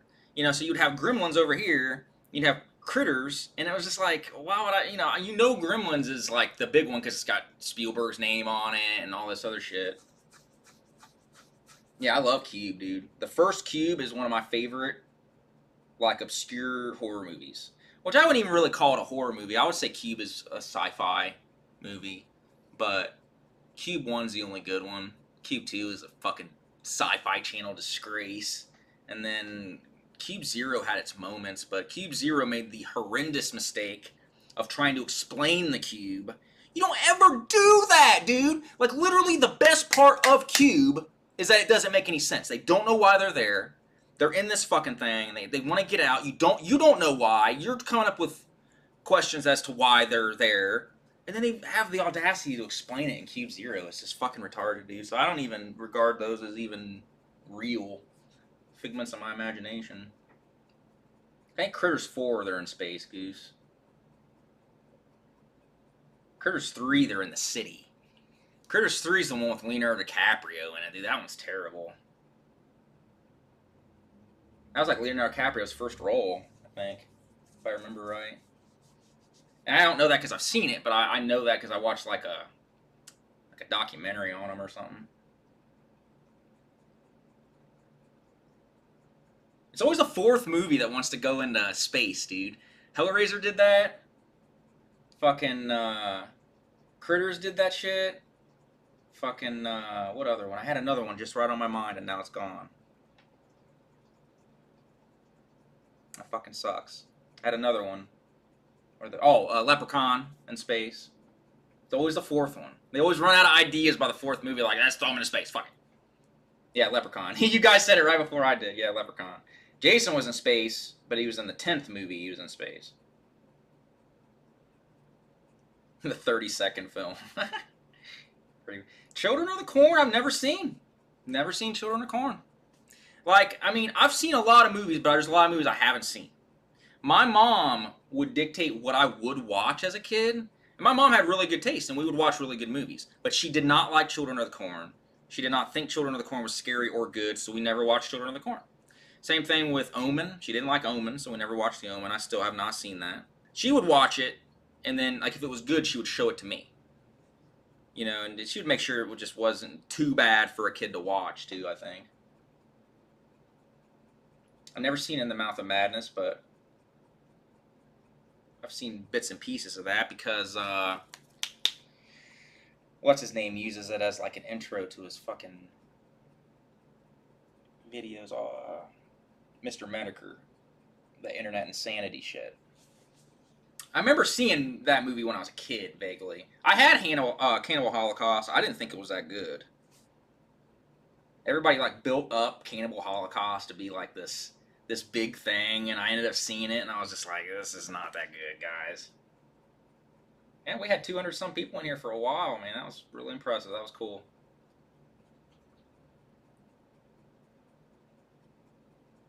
Man, I smell sweaty as a mofo, dude. I haven't even done anything today. Gozu, yeah, where that fucking woman gives birth to that grown-ass man, dude. That's a weird fucking movie, dude. I had a Japanese movie fetish there for a while, or Japanese and Korean movie fetish there for a while, and I would fucking, dude, Takashi Miike, I was buying all his shit. And stuff like that. Takashi Miike has a lot of fucking gross-ass fucking movies, dude. Fast and the Furious, I don't get it. I don't get it, and I get into cars. Okay, so I like cars. But these movies are just so lame. You know, like, they just do not do anything for me. I don't believe that these people are in any way in these scenarios. They aren't cool to me. I don't think Vin Diesel is a good actor. I don't like the storylines. Strangely, the one I've seen the most was Tokyo Drift, because this guy I used to hang around with was obsessed with that movie, so I must have seen that motherfucker like 3 or 4 times. And I knew it had the kid from fucking Sling Blade in it, so that was interesting. But that's about as far as that series went for me. Audition's a boring movie, dude. Boring. That's the one that, you know, when I was really getting into horror movies back in the day, and like everybody talked that movie up, and it's fucking boring, dude. I mean, I understand. I like slow burn movies, but that movie is a no burn. Okay, there's no burn. I mean, that movie's like lighting a fuse, and the fuse just fucking burns out, and it's like one of those fuses you can't light. Okay, and that movie never even gets started. By the time that movie gets started, you've lost interest. Like, Audition is such a fucking slow burn. I mean, you got an hour and like 10 minutes of this movie where nothing happens. And it's just like, god damn, dude. And when something finally does happen, like, your attention is like, you're not even there anymore. It's fucking weird. It's an acquired taste. I used to have Audition on DVD until I sold it. I never seen Suspiria. Ichi the Killer I had on DVD. That's a good one. The only reason I like Tokyo Drift is because I like to see Japan. I have like this thing with Japan. Especially when I was single, man, I was all about them Japanese chicks. And I always wanted to go to Japan, so that one would hold my attention in a way, but that's about as far as it went. Human Centipede. Dude, Human Centipede, oh my god. Dude, I bought the Human Centipede box set. here recently because it's starting to get rare. And I seen it for sale and at a pretty good price, and it's kind of expensive. It was like $30, and that's kind of expensive for a 3-movie set in my opinion. 30 or 40 bucks, I can't remember. But I've never really seen any of them but the first one. So, and everybody kept telling me, oh my god, the second one, dude, the second one, oh, the second one. And I didn't even think anything about it. I'm just like, oh, y'all are pussies, dude. And this box set, the Blu-ray, had a color version of that movie. I know the second one was in black and white, so I was like, man, this would be fucking brutal in fucking color. Dude, the Human Centipede 2 is fucking insane, dude. I mean, that movie's like a borderline fucking snuff film, dude. I mean, I have never seen a movie like that before. I mean, that's got to be the most crazy, batshit insane movie I've ever seen. It's up there. Especially if you watch it in color. If you guys have not seen Human Centipede 2 in color, I mean, I think the main reason he made that in fucking black and white is because it would have been, like, undeliverable in the theaters in color. Like, it is fucking nuts, dude. Like, I mean, it makes the first movie look like an episode of Barney and Friends. Like, for real. It's brutal. The third movie's unwatchable. Like, I could not even finish the third movie. Me and my wife had to fast forward through because it was so fucking stupid. I hated the third one. But the second one is awesome. Like, just in the audacity of it and what they got away with in this fucking movie. Like, I can't even describe. I don't even want to describe it. You guys got to see it. Like, I won't describe anything about this movie. You guys have got to go in blind. It's insane. And I loved it because of its audacity. I haven't seen Serbian film, but I heard that one's pretty intense too. Beyond the Valley of the Dolls. I think I rented that once because I sort of thought it had like a lot of titties in it or something. I was pretty disappointed. No, I was laughing. I was laughing at 2 because it was so extreme and so insane I couldn't help myself. But the third movie sucks. The third movie is a disgrace. The third movie is just this prison. It takes place in a prison, and the guy that from the first movie is the head honcho of the prison, the warden, and he's just screaming through the whole movie. Like, you can't even understand half of what he says. He's got this really heavy accent. He's trying to play like a fucking cowboy type character or something, like this renegade prison warden, and you can't even understand half the shit he's saying. He's like firing his gun in the air. Dude, it sucks. The third one sucks. So I couldn't even finish it. It's dumb, dude. He orders like a jar of like dried clitorises. So he's in there eating clitorises. I'm just like rolling my eyes. I was like, so fucking stupid, dude. The third one sucked. Bad. But the first 2 are well-made movies. The first one especially is a well-made movie. I mean, say what you will about Human Centipede. It's a well-made movie. I have seen B-movies. I've seen shit. And I mean, this guy knows how to direct. You know, like, he's a good director. Yeah, I need to see Martyrs. I've seen the first John Wick. That's it. I haven't seen Henry Portrait of a Serial Killer, no. Nope. Jurassic Park is a series that I really love the first movie. Like, the first movie will always hold a special place in my heart. And I remember everybody being so hyped for The Lost World. And this movie came out. I remember my parents rented it the first day. No. They bought it on pay-per-view. Okay, that was one of the few movies they ever bought on fucking pay-per-view. That was a big... My dad never did that. He bought like one WrestleMania one time. No, it was not WrestleMania. What did WCW have that was pay-per-view? What did they call their pay-per-views? He bought one of those because we watched WCW. We didn't watch WWF. He bought one of those one time, which was expensive as fuck. I can't believe he ever bought that. And then he bought Lost World. And was it Starrcade? It might have been. Might have been Starrcade. And we bought Lost World, dude. And the whole family is disappointed. Like, I remember just being like, man, this movie sucks, dude. Like, it just didn't have that same flavor. And it was weird because it was still Spielberg that made it. It didn't feel like a Spielberg movie. To this day, it does not feel like a Spielberg movie. It felt like a second unit director made this movie. The only good part of that movie that anybody talks about is when that T-Rex gets out in San Diego or whatever, destroying stuff. And that's like 10 minutes of the movie. It's boring. You got this girl doing these somersaults, kicking raptors, and dude, it's garbage. And I remember I hated it. Fucking the third movie was coming out. And the third movie came out a pretty good amount later. And me and my best friend at the time, we went and seen Jurassic Park 3. And dude, I had never been so crushingly disappointed in a movie. Jurassic Park, I feel like, is just one of those types of movies and one of those types of concepts that only really works one time. Okay? It worked the first time because nobody had ever seen anything like that before. These dinosaurs look crazy. It was good. It was a good concept. The park concept, it works. But if you do the same thing over and over again, it just doesn't work. And they just didn't have any good storylines on any of these other movies. Jurassic World, I felt like the only reason it worked for me is because they brought back the park concept. It was lightning in a bottle. It just doesn't work again. And it doesn't work if it's not a park concept. A lot of times you're going to have it just as an island with dinosaurs on it. It's boring. The only way I feel that it would work again is if they made it like rated R.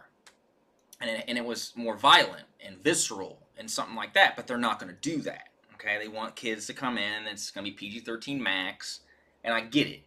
But I feel like if they went the extra step and really made it violent and visceral, make these fucking dinosaurs scary as fuck like they should be, then it would work. But they want to copy this Spielberg style. These other directors kind of want this like Spielberg feel to it. It just doesn't work, man. Spielberg couldn't even copy Spielberg's feel for Lost World. I mean, he tried again and couldn't even do it. So these motherfuckers are like, you know, generic brand Spielberging these movies. It doesn't work. It only works one time. The shock and awe of seeing these dinosaurs for the first time, especially when you're a kid in the first Jurassic Park, will never be matched again. It's just dinosaurs now. We've seen it. Okay? You got to have a good concept now, and none of these concepts are good. I didn't even see Jurassic World 2 because I heard it was a disgrace. So, the thing about Lost World is that it's fucking boring. Like, the Lost World I've tried. It's long. It's boring. The only good thing is fucking Jeff Goldblum is in it, and he's great. I'll watch that man pretty much do anything. But it's fucking boring. I mean, it's fucking boring. And it's stupid. These people in this movie are so dumb. You know, Jeff Goldblum has been he's been in this scenario before. He's out here screaming for his fucking girlfriend in the middle of this fucking island, like screaming at the top of his lungs trying to find his girl, like he wouldn't fucking know that dinosaurs are gonna hear you, they're gonna kill you. Like, everybody in this movie is just fucking dumb. You got Vince Vaughn's fucking dumb in it. Like, that movie doesn't work for me, dude. SpongeBob 1 or 2. SpongeBob, the first movie is really good. I like the first SpongeBob movie a lot. What kind of old lady are you? That shit makes me laugh every time, dude. I like the road trip vibe that the first movie has. I didn't really care for the second movie. I felt like the second SpongeBob movie was lies. Like, they set that movie up like it was going to be almost like a live action SpongeBob in the real world kind of thing, and it's only like the last, 30 minutes of the movie that even happens. It's weird. The trailers for the second SpongeBob movie were very deceitful, in my opinion. Very deceitful.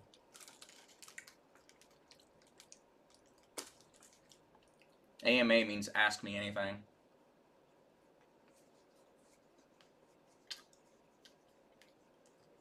SpongeBob hasn't been good for a long time, though, guys. I mean, I understand liking old SpongeBob, but I wouldn't say I'm a SpongeBob fan, because new SpongeBob sucks. They made it way too much like a kid movie. It's not funny anymore. It's so dumbed down now that it's just not good. I watched a few of these new episodes not too long ago, and it's not good. Do I like Elvis? Nah, I'm not a big Elvis fan. Not my style. Gargoyles, I remember watching that shit.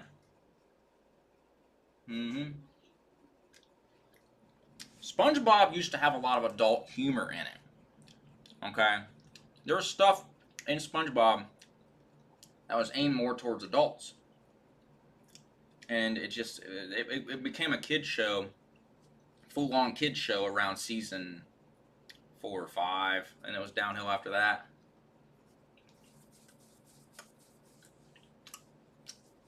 Same thing with that Rocko's Modern Life. Rocko's Modern Life was not a kid show. It wasn't. Same thing with Ren and Snippy. These are not kid shows. They're adult cartoons that kids can also watch because they won't understand the adult humor anyways. Sinister, yeah, I like the first Sinister. I didn't see the second one. I heard it sucked.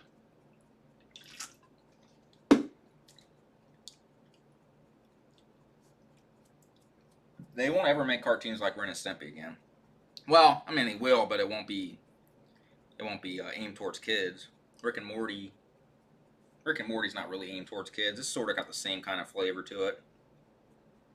Not nearly as nuts, but I don't like King of the Hill. I've just never been a King of the Hill guy. Don't really like King of the Hill, dude. I felt like him giving up Beavis and Butthead to do King of the Hill was a mistake. And King of the Hill was on forever. King of the Hill was just like, God damn, dude, was this show ever going to go off the air, dude? It was just like fucking 800 seasons of this shit. And it just wasn't ever really that interesting to me. I mean, why? I mean, you're going to give up Beavis and Butthead to do this fucking, just, it's boring to me. First few seasons, it had its moments. I'm not saying it didn't, but it's just like, man. It's like one concept that just went on for fucking ever, dude. It's just not that fucking funny. Simpsons went to shit around season 6 or 7. See, Simpsons was shit probably before it even hit the fucking new millennium. But I think it was about season 6 or 7 is when the Simpsons really had a stroke. Was it 8? Maybe it was 8. So around that time, it had a stroke and never could recover.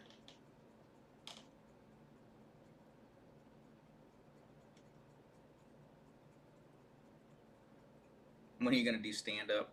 I'm working out my routine as to what I'm going to do. Because I would like to go to open mic night at this comedy club that's near me. I called and got some information about it. They say they have they call it Epic Night, or I don't remember what they call it. But they have it on Wednesdays or Tuesdays or Wednesdays or something like that. So I've been checking their website to see when it's going to be, and I might do it. Oh. Yeah, season 9. Maybe that's when it started to suck. I think I could do stand-up, but I feel like I might need like the right audience to really get me. I feel like I could do it if I really set my mind to it. Favorite Beavis and Butthead episode. Best Beavis and Butthead episode is when they're doing the fucking sex education and they're not allowed to laugh. That one sends me almost into a stroke with laughter every time I fucking see it, dude. Today we're going to talk about the penis! We're going to talk about the vagina! These motherfuckers can't laugh, dude. It's too funny.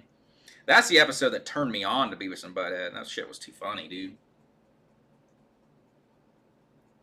Worst console I ever owned. Thanks, Desert Ferret.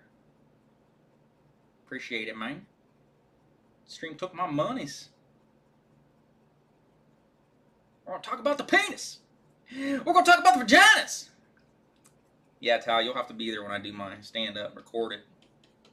It's weird that you brought that up, man, because I was actually thinking about actually inviting you to record the stand-up so you could put it up, because Ani, I don't trust her to record it.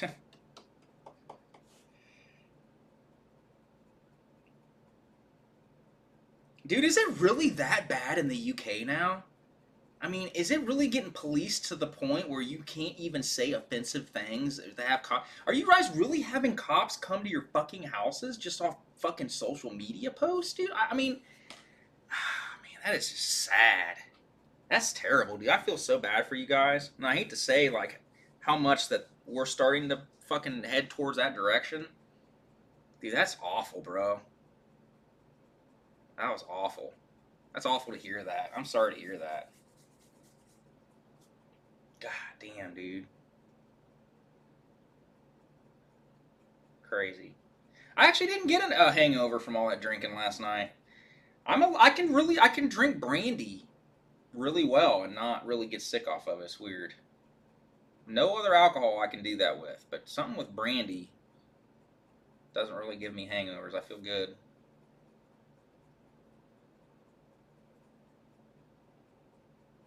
That's scary, dude. That's scary, man. You guys have got this like 1984 thing going on in your country now. I don't like rum. Rum's too sweet. Rum's good if you mix it with certain things, but I ain't drinking straight up rum fucking shots. Do I exercise? Nah, never once. Never once have I ever exercised. No, I can't do that. Another part of that. Maybe I'll stream. Maybe do regular ROMs or something later. But I can't drink that heavily 2 nights in a row, man. I will be sick.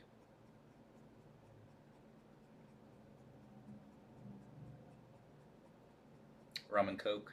Yeah, I'm just not a big rum guy. I've tried every alcohol there is to try. I mean, I'm 32 years old, going on 33. I mean, I've tried everything. Vodka's good, but not straight. I mean, you pretty much got to mix that. Otherwise, I don't like the taste of it straight. You got to mix it with orange juice, make a screwdriver or something. Rum is just too sweet. Whiskey's good. Whiskey shots, whiskey sour. Whiskey sours is probably my favorite drink of all time. I'll drink whiskey sours all day. Let's see what else. Brandy. That's what I'm drinking here lately. Is a lot of brandy. Chartreuse. I bought a bottle of chartreuse that I've been drinking on. That shit's fucking crazy, dude. First of all, it's expensive as fuck. The only reason I bought it is because I was watching Death Proof, and Quentin Tarantino is just like chartreuse. A liquor so good they named a color after it. And I looked it up, and it's like made by monks and all this shit, and like it's just nothing. I guess nothing tastes like it. And blah blah blah. And I went to my liquor store and they had it, but it was $59 fucking dollars, $60. But I splurged and got it. Me and Ani went in on it, and it's strong as fuck, dude. It's like 110 proof fucking shit. I mean, it's so floral. Like, it's got a very floral taste to it. It's got that licorice kind of overtone to it, too. That's just not really my style. That anise seed shit that I don't like. I hate black licorice. But, that shit's crazy. Chartreuse is weird. It's a weird alcohol. Hennessy, I'm not a big Hennessy guy. Not a Jaeger guy because I got way too sick off of it. Just thinking about how sick I got off Jaeger, dude. Makes you want to die.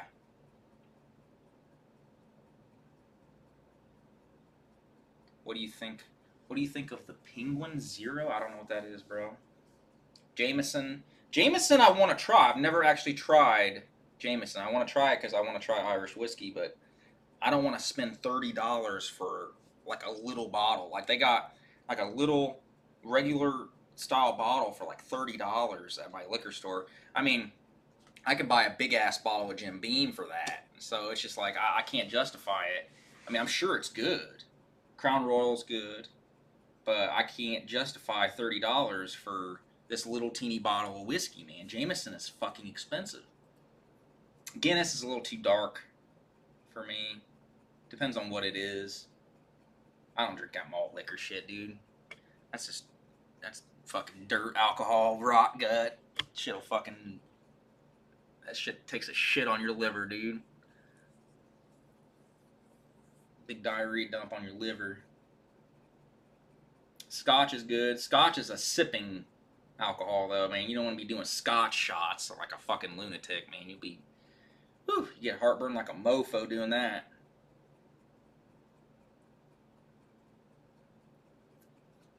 The Guinness I've tried has always been, I don't really like a lot of dark shit. How old was I when I had my first sip of alcohol? I was probably like 12 or something. My dad gave me a sip of beer, I think. I always thought it tasted good for the most part, but I don't drink beer anymore because dude, if I'm going to drink, I want to get a buzz. And I don't want to drink 37 fucking beers to get a buzz, pissing my brains out every 5 fucking minutes, and having a headache. I always get a headache off beer. What do I think of Moist Critical? What the fuck? I don't know what that is. Gin will fuck you up. Gin and tonic. I like gin and tonics because it's like it glows in the dark, and you put like a black light on it. It's like a weird color. He's a Twitch channel. Beer. Okay, I get beer. You know, you're gonna hang with your friends. You're gonna drink a couple brewskis. You know, it's fine. These people that drink beer, you know, they go to like college parties and stuff like that. They drink beer to get drunk. They're fucking idiots, dude. Like, why? They don't have enough alcohol in them, okay, to get drunk. I mean, for me, I weigh like 140, 150 pounds, okay? I have to drink like 7, 8 beers to really get a buzz worth buzzing, you know what I mean? That's make it worth it. So if I'm gonna drink, okay, I'm 3 beers in. Well, I gotta drink another one. I might as well. I'm gonna get my buzz on. I mean, I'm like 7 beers in. I don't feel nothing. I mean, to me, it's a waste of fucking time, dude. I mean, you can get a shot of fucking shit and be done with it. Like, why? It's fucking dumb, dude. I mean, beer's cheap, but I mean, look. Like, I can buy a $15 fucking 24 pack of fucking garbage, or I can buy a bottle of nice shit and, you know, enjoy myself and move on with my life. It's just weird. Man, this has been a long ass stream. 2 hours of me talking. There's still 200 people in here, man. That's incredible. That blows my mind, man. Quality beers, I'm not saying beer is just the worst thing ever, man. I just don't, anymore when I drink alcohol, I want to get a buzz. I want to feel good. I don't drink alcohol for the taste, really, anymore, I guess you could say. I just drink it to get a buzz. I want to get my buzz on. If I had a long day, you know, that's what I want to do. You're a legend. Appreciate that. I don't want to talk about Boo Kitty, bro. That's a whole can of worms I don't feel like getting into with this stream. I've talked about Boo Kitty plenty in the past, that's for sure. Drunken Punk. Yeah, Drunken Punk will drink that cheap fucking garbage shit too, dude. Beer brand beer. Like that shit you'd always see in movies, you know, they don't want to pay the royalties, so it just says beer on it. Like old episodes of Roseanne, like Dan would just drink beer brand beer. That's what fucking Punk used to drink.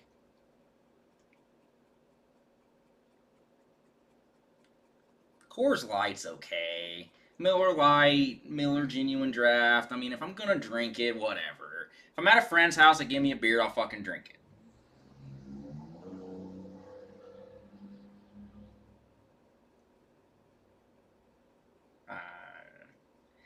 Dude, when you have a YouTube page this long and you have such varying opinions as I do on things, I mean, you're just going to make enemies. I mean, that's all there is to it.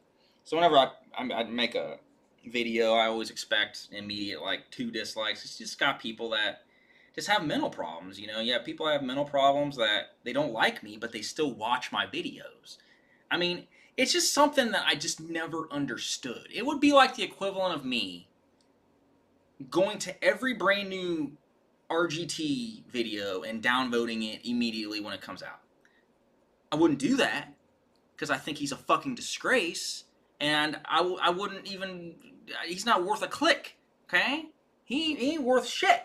So I'm not gonna click on his videos. I'm not gonna give him any kind of ads, any kind of ad depressions or anything like that. I'm not gonna do it. I don't like him, so I don't watch him. But for some reason, it's just like I got people that hate me, but they still watch me. So they got like this, it's weird. You know what I mean? I would think if you don't like me, don't watch me. It's really that simple. But I got fans, I got people that either I've offended, they used to like me, but I've offended them and they don't like me now, but they still want to watch my videos. So I usually always have like 2 immediate downvotes, like 1 or 2 people. So who knows who they are. I just hate when you scream in my ear.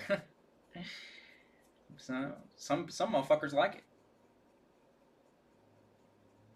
It doesn't mean anything.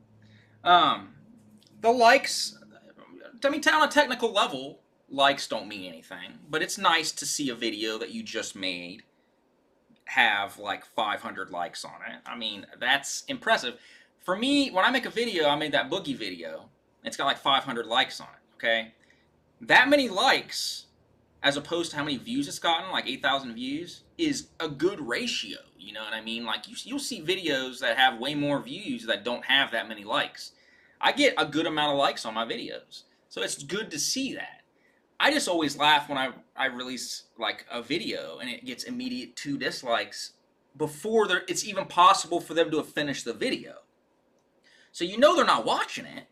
Okay, they're just going to the video just to downvote because in their warped reality, you know, they feel good about themselves for doing that. It's just weird. It's just weird, dude. I mean, it's probably somebody I've made fun of, but I just don't get it. It's just like, why would you continue to go to my videos? I mean, it's really that, it meant that much to you? You know, like me insulting you or making fun of your fan base or your Sonic games or your fucking ponies that, I mean, the mental illnesses that I've seen and dealt with over the years with certain people,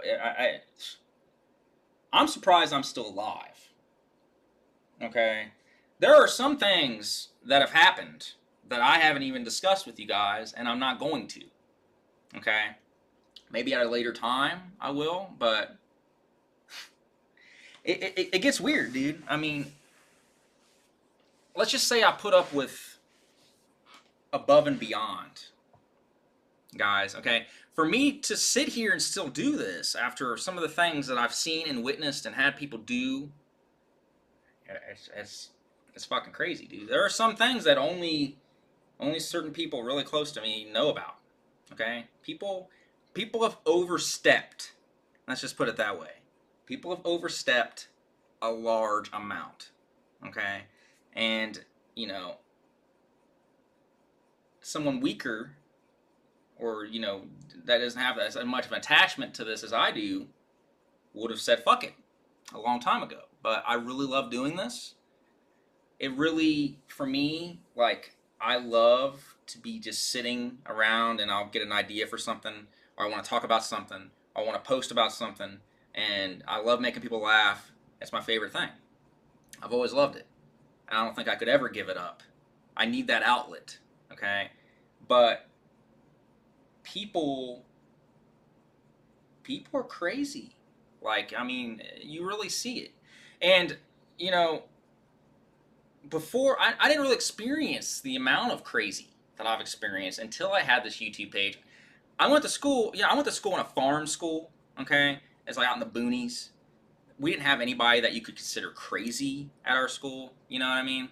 It was I didn't experience that kind of stuff.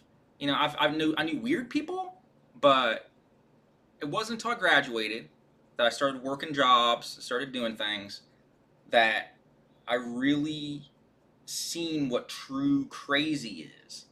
You know what I mean? You might say maybe it's, you know, some of it can be considered autism, but I have friends that with autism and they're super cool. There are different levels that go beyond that. Okay, there are levels that people get obsessed. Okay, people get obsessed with you to where it's scary. You know what I mean? I mean, people get your phone number. You don't know how they got your phone number. People get your phone number. They will call you. Okay, people get your parents' phone number and call them. Okay, and you know, you get mail, weird shit. You know, packages. It's certain things, you know what I mean? Like, I've told Ani a long time ago, and I'll tell everybody here, that if I was to ever get swatted, nobody would ever know about it, okay? Let's say I'm playing something on here, okay? Let's say I'm playing like a game or something, and I hear some commotion outside. I'm going to stop the stream. I'm going to handle that business. I'm going to come back here, and nobody's ever going to know what's going to happen. Because I'm not going to give anybody the satisfaction of knowing that they got me or that that affected me in any way. And I told Ani that, okay? If I ever get a beating on the door or anything, the stream's going to be stopped. I'm going to handle it. It's going to be done, and I'm going to come back like nothing happened. The reason why a lot of people do this stuff is for the reactions. Okay, they want you to react. Okay? Something happened not too long ago that I know that somebody wanted a reaction from me about it, but they're not getting it.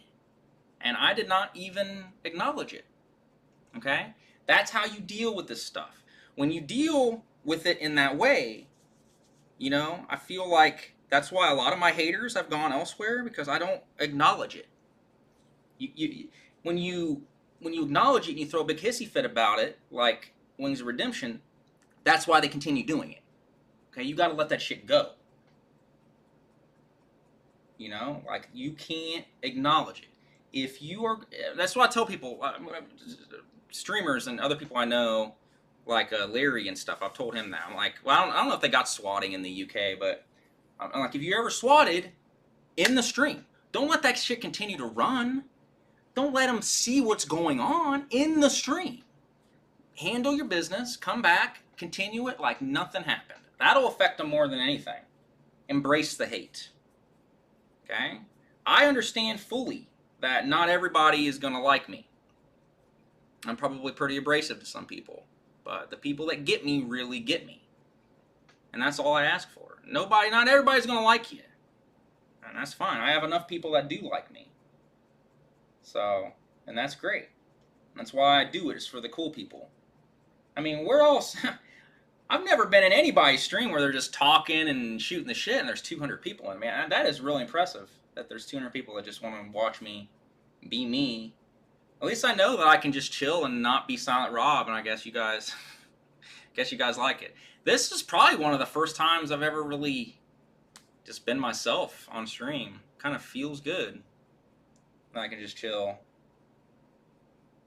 But I guess you guys see that, you know, it's not, I can't be on all the time, you know what I mean? Some people think I'm Silent Rob all the time. I guess maybe that's why people don't like me, because they think I'm like that all the time. And there's no way, guys. There's no fucking way. I mean, I'd be in jail. I would have had a stroke years ago. I mean, I can't fucking do that shit. You know, there's no way I could be like that all the time. I mean, this is how I am. You know, people that know me outside of here, they know me like this. You know, I chill. I don't give a fuck. But if you guys like this, you know, I'm just a really truthful mofo, dude. What's my favorite point-and-click adventure game? Oh, I like Legend of Kyrandia. Legend of Kyrandia is my jam. I never beat it, but I didn't even know there were sequels to it for a long time. Your Brony videos are my favorite. They were so funny. Even my stingy friends. Yeah, those turned out really good. It's weird when you make a video. Hold on, I got a burp. Like I said, I'm not good at editing. I'm not good at that stuff. So my talking and my stories and my stuff like that has to elevate my videos beyond good editing. A lot of people, they depend on their editing skills, and that's fine. You know, do your thing. But I can't edit worth a fuck. So my shit just has to be funny off the bat. Okay, it has to be something there that's funny. And that's the way I did my videos back then. And I remember making those Brony videos and watching them. The main Brony video that everybody remembers. And I remember I was laughing. I was just losing it. I brought my parents in. They were laughing their asses off. I know I have something when I can make my dad laugh. Okay? Nothing makes my dad laugh. Nothing. Okay? Nothing. A fucking dude... A midget could fall down the stairs, okay? And it'd be like the funniest thing ever. Like the funniest thing you've ever seen, you know what I mean? Could happen right in front of my dad, okay? And he would not laugh. I've seen this man. He will sit through the funniest movie ever, and he will not even crack a smile, okay? It doesn't matter. It doesn't go fuck, okay? But I'm one of the few people that can make my dad laugh. And the Brony video, I remember, made my dad laugh. Or Axe 52 made my dad laugh.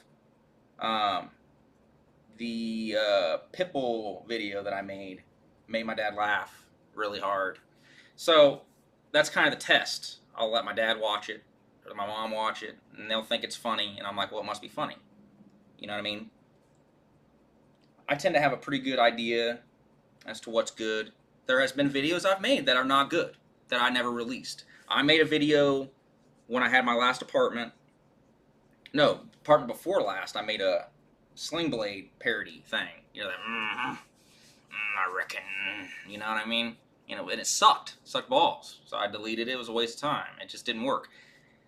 9 times out of 10, if I make a video and I have the idea in my head as to what it would be, and I'm able to edit it, sometimes I ask for help on certain things, but hardly ever anymore, then I know it'll be worth it to put in the time. Because I don't have a lot of time.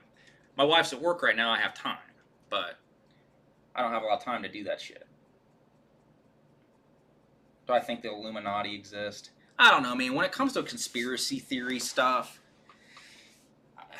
I feel like it's just kind of just blind random luck when certain things actually end up panning out to anything. And I refuse, like, I feel like people get caught up in that shit, like, too much. It'll make you go crazy. Like, it'll make you go crazy. Like, if you sit and you think everything is a conspiracy, I mean, it'll make you go nuts after a while. I know a guy that's like that. Everything's a fucking conspiracy, man. Okay? This motherfucker, you know, he'll go to fucking Taco Bell, dude, and his order will be wrong, and he'll think it's a fucking conspiracy. Like, Taco Bell is plotting against this motherfucker, dude. Okay? Like, he will just swear up and down, man. Okay, I ordered fucking hard tacos. They give me soft tacos, man. It's the fucking Illuminati, dude. They do this every time, bro. Okay, look at the way this lettuce is positioned on my soft taco, dude. It looks exactly like that pyramid with the eye on it, dude. These motherfuckers, fuck them, dude. Okay, everything's a fucking conspiracy, dude. Not everything is a conspiracy. That's what I tell people.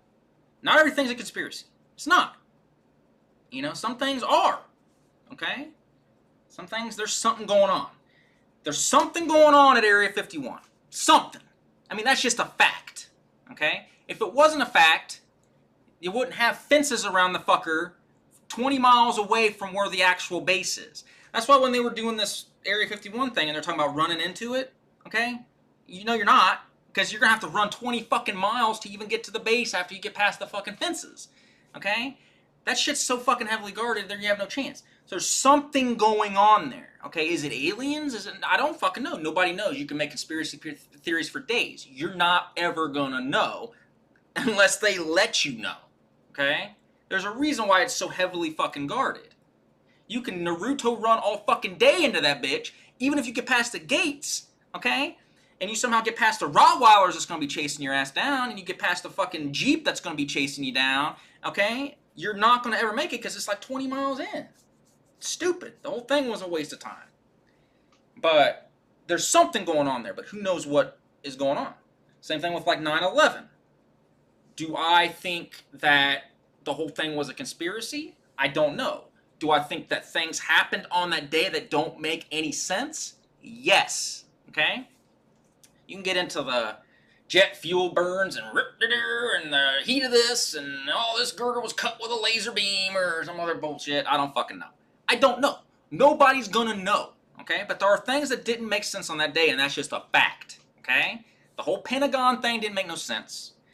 Doesn't make any sense that there's no fucking video footage of that at all.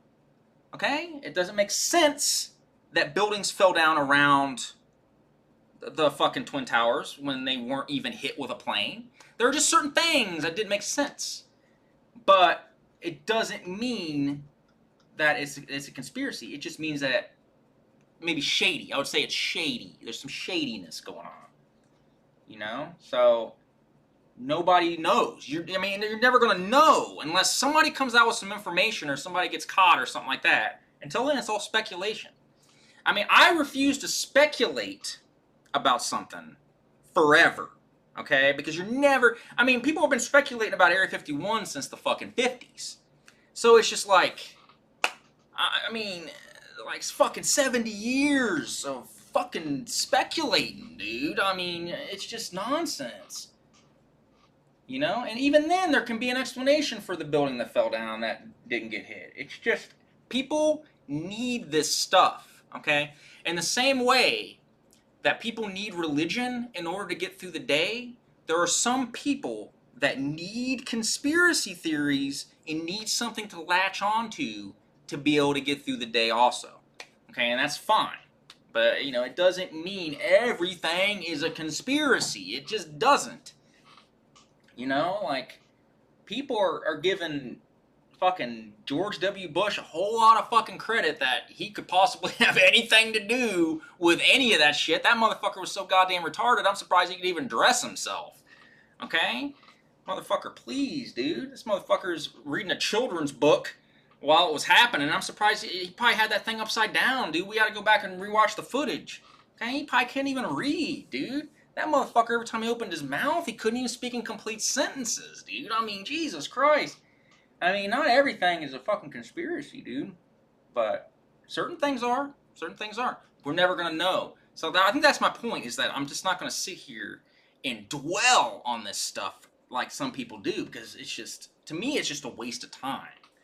Anything can be considered a fucking conspiracy, okay? Anything. If you try to make it into one, it can be one. You know? It's fucking craziness. I showed my tattoo earlier, man. I got 206 people in here now, so show that shit off. That's the shit.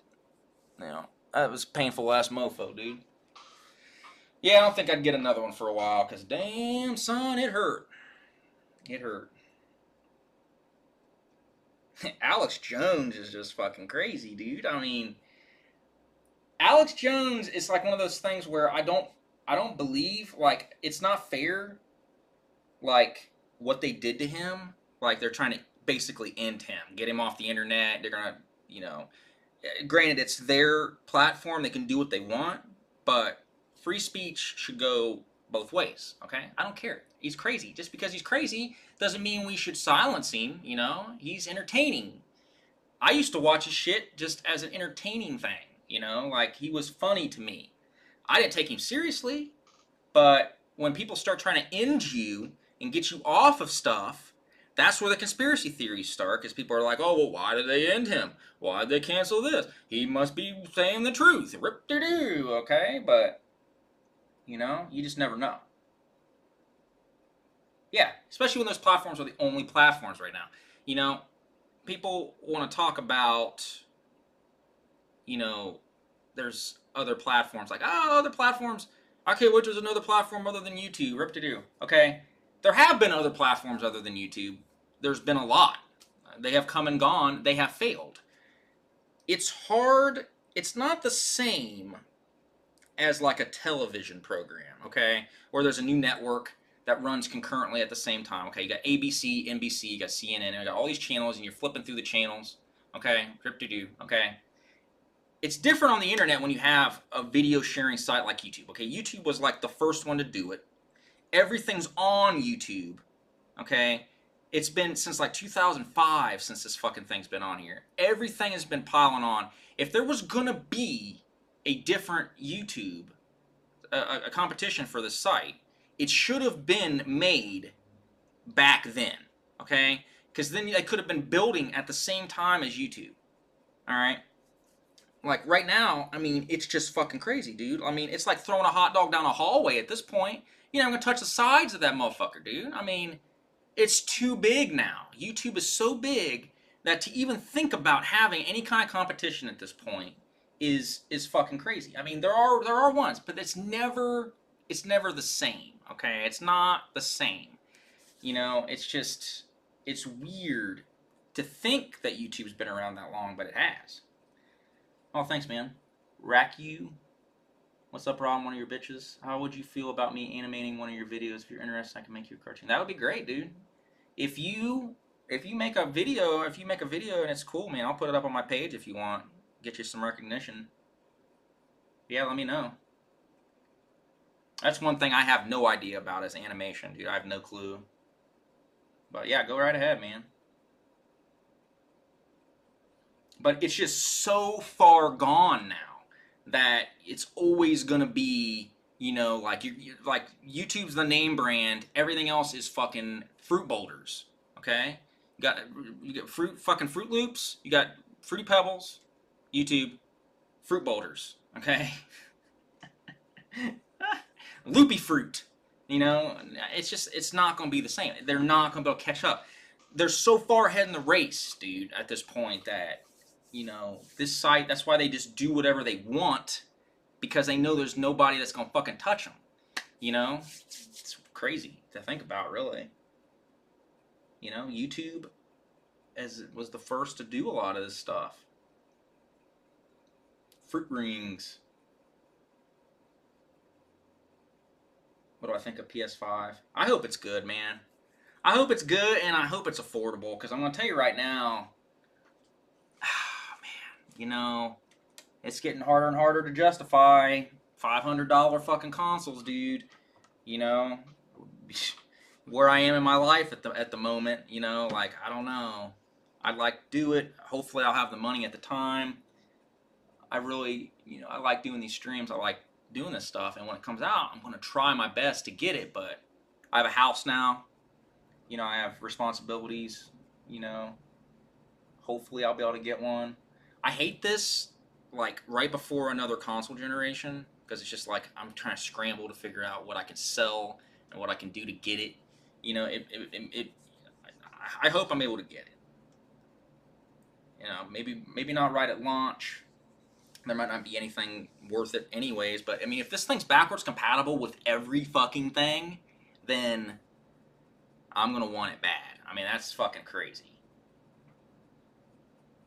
Hey Rob, what Raspberry Pi do you got? I got the Raspberry Pi 3. I'd like to have the Raspberry Pi 4. If anybody's got an extra Raspberry Pi 4, man, with games on it that you don't want, let me know. I mean, I'd be willing to buy it, but I mean, if you want to get rid of one, let me know. I mean, my Raspberry Pi 3 is great. It's what I used last night, but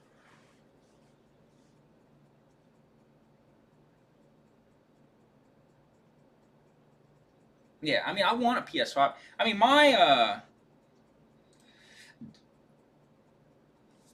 I'll tell you guys my specs here. System information. So the specs I have on this computer right now, I have, it's an HP Omen 870.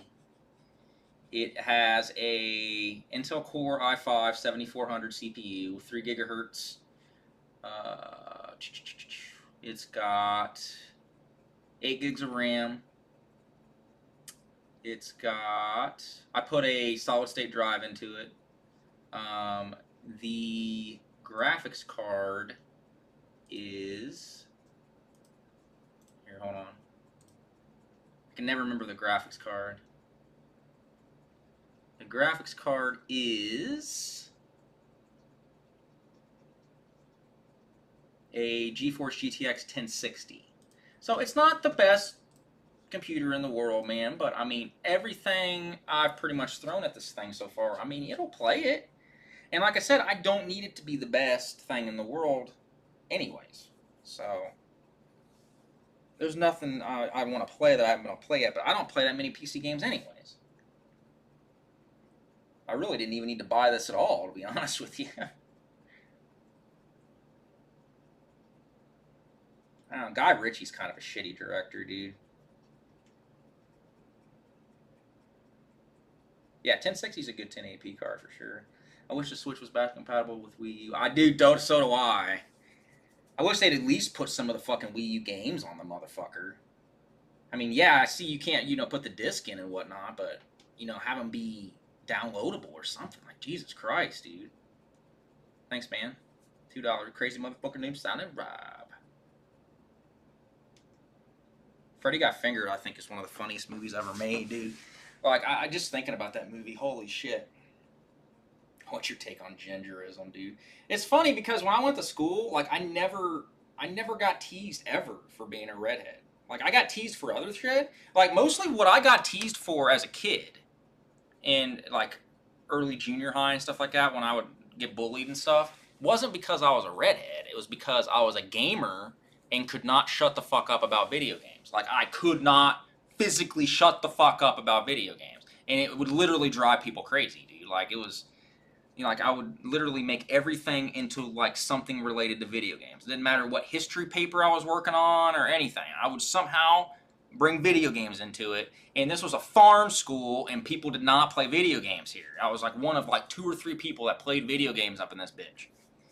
So, it wasn't the gingerism And like I said, my hair isn't really that red to begin with. My facial hair is more red than my head hair. I was way more blonde as a kid. Thanks, Bremax. I heard if you type in Steven Crowder, change my mind on the YouTube search bar, it comes up with videos that are not from Crowder's official. Oh, I believe it, dude. So people would tease me because I was a gamer more than anything. Like, you're a loser, shut the fuck out, it's a video game, blah, blah, blah, gamer idiot. You know, dude, you literally look the same age since 2007. Well, I guess that's a good thing. It's good to hear. Yeah, people think I'm like 24, 25 sometimes. Dude, I get carded every time I buy alcohol. Nobody believes I'm 32. I don't believe I'm 32. Oh, dude, everything was video game oriented. Like, literally. I mean, we wrote those books, those Mother Brain books I wrote. We could have written anything. Okay, they were just going to get them published, not published, but make them into books for us and send them out, and they were going to come back. Of course, I make it video game related. I mean, I was crazy about video games back then.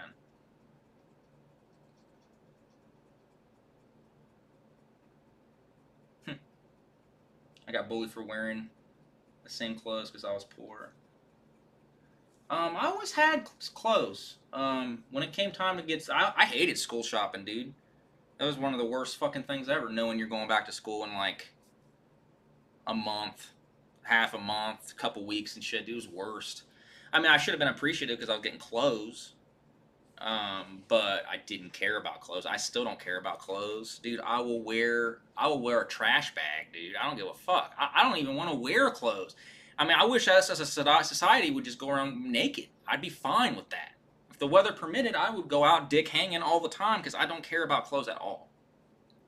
I don't care about shoes. People want to get these like designer shoes and like oppress people and jewelry and all that stuff. I don't ever care about that stuff. I've been able to pick up bitches my whole life, especially when I got out of school, just wearing Goodwill clothes and shit, dude. Like, it don't mean anything to me. So, oh, school in your country has school uniforms? Yeah, we didn't have that here. You know, but I would have I had the big baggy pants in the late 90s. I had the Jinko jeans. I hated them, dude. I remember I had to get them because everybody was getting them. I must have wore those motherfuckers twice and then never again because I hated them. They were comfortable as fuck, dude. Who the fuck wants these parachute MC Hammer pants? It was retarded, dude. Those pants were dumb. And God help you if it rained or anything, and like those freaking pants would go into a puddle, and you'd have like these sloppy, wet pants like sticking to your freaking leg, dude. Jinko jeans were retarded.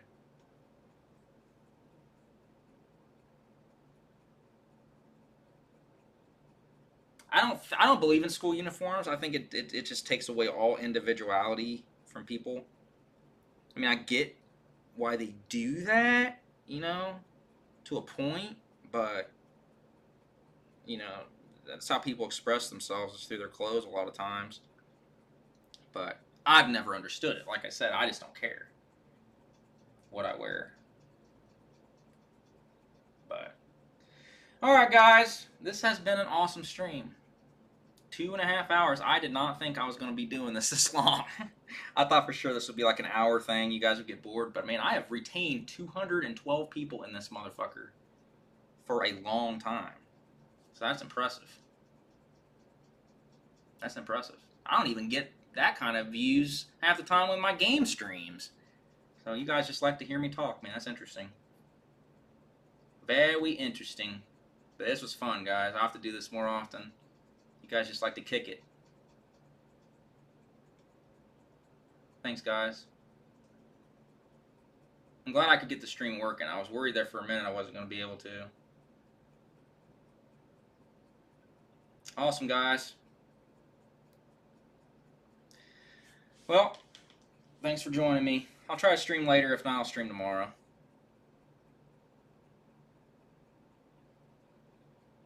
Alright, peace, guys. See you. Another one. Another one. See you guys.